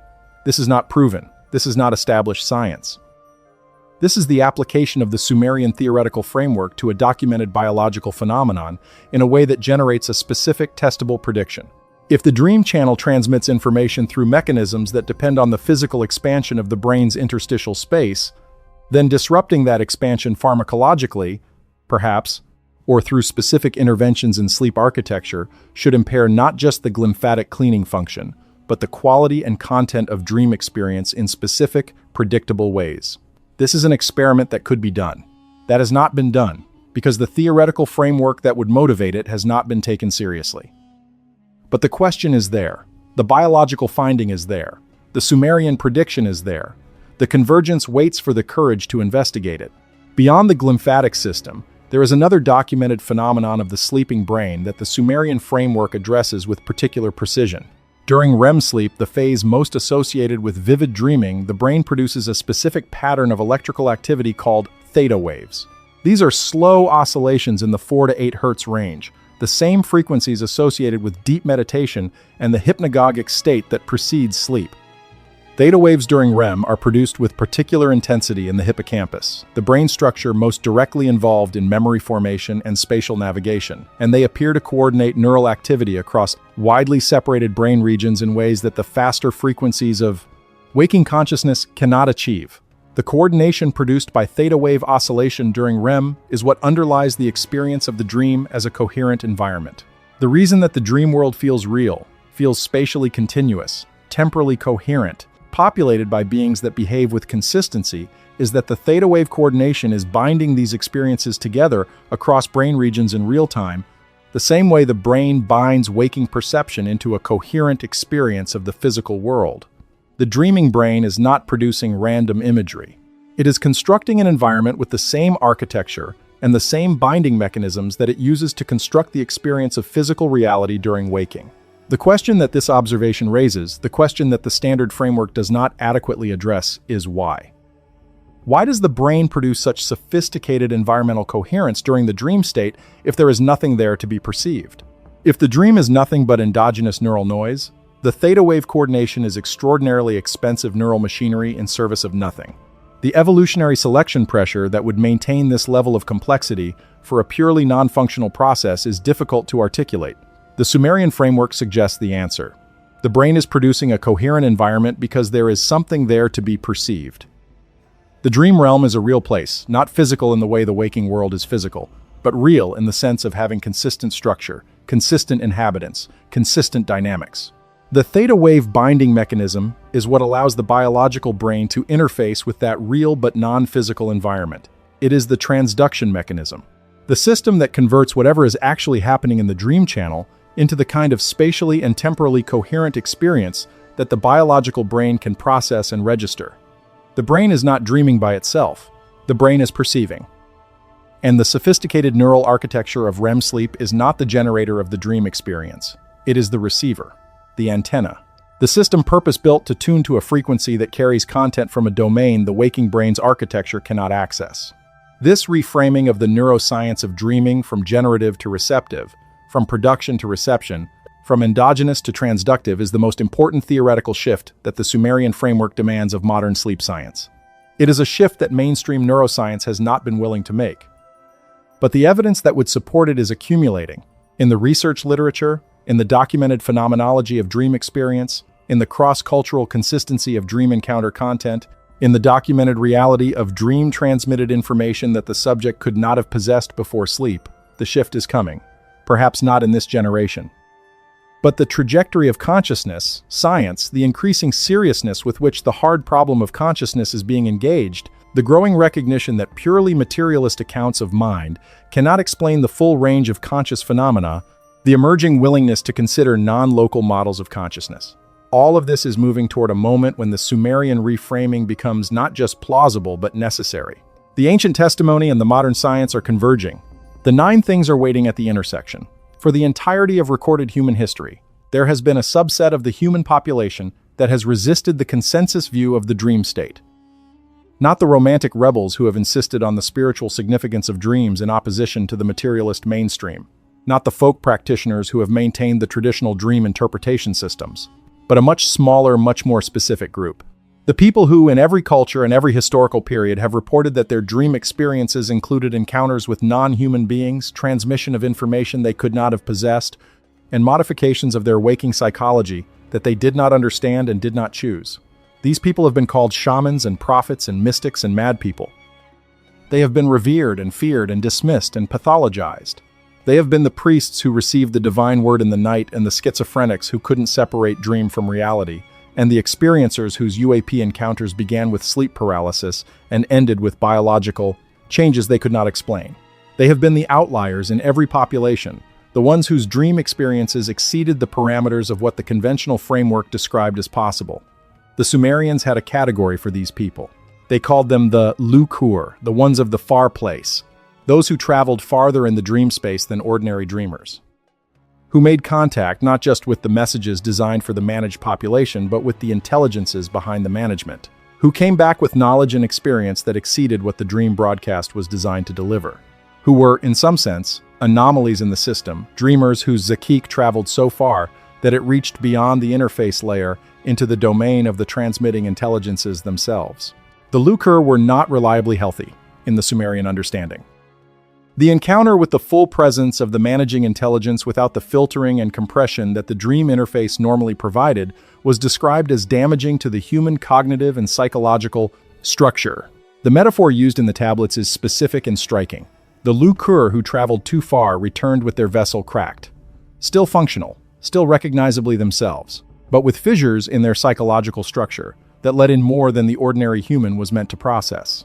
The fissures were both the source of their special knowledge and the source of their instability. The cracks let the light in, as a much later poet would write in an entirely different context, but also let other things in. Things that the ordinary managed human, with their intact interface-filtered experience, was protected from. The Lukur lived without that protection, and the cost was real, but the benefit was also real. The Lukur knew things, saw things, had access to content from the dream space that the managed population's carefully curated interface did not provide. And in every human culture, there has been a social recognition of this trade-off, a way of acknowledging the special knowledge of the anomalous dreamer while also managing the risk that their cracked vessel posed to social stability. The shaman's integration into the community structure, the prophet's institutional role, the mystic's relationship to the religious tradition, all of these are cultural mechanisms for managing the Lukur, for containing and utilizing their special knowledge without allowing its destabilizing potential to spread unchecked through the managed population. The Sumerian esoteric tradition had a different view of the Lukur than either pure reverence or pure pathologization. It recognized the Lukur's special access, while also noting that their unfiltered encounter with the transmitting intelligence was not a superior form of the dream encounter. It was a different form, one with significant risks and significant gifts. And the esoteric tradition's goal was not to produce Lukur, was not to crack the vessels of its practitioners through too far travel into the dream space. Its goal was more modest and more sustainable, to produce watchers. People who maintained conscious presence within the normally filtered, normally managed dream encounter. Who saw clearly within the parameters of the interface rather than breaking through those parameters at great personal cost. The watcher is not the Lukur. The watcher is not the prophetically gifted anomalous dreamer whose cracked vessel provides access to content beyond the interface. The watcher is the consistently, sustainably, consciously present dreamer whose engagement with the standard managed dream encounter is richer, deeper, and more productive both for the dreamer and, in the Sumerian understanding, for the managing intelligences than the passive engagement of the unaware sleeper. This distinction matters because it places the esoteric tradition's goal within reach of ordinary people, not the rare, gifted, psychologically fragile Lukur, not the professionally trained high priest of Nippur who spent decades in preparation for the most advanced dream reception practices. Ordinary people, people with the curiosity and the discipline to set an intention before sleep, to slow the transitions, to capture the morning fragment before it fades, to keep a record, to sit with what the dream shows without rushing to interpret it, to build, over time and practice, the watcher's perspective. These people exist in every generation. They exist now.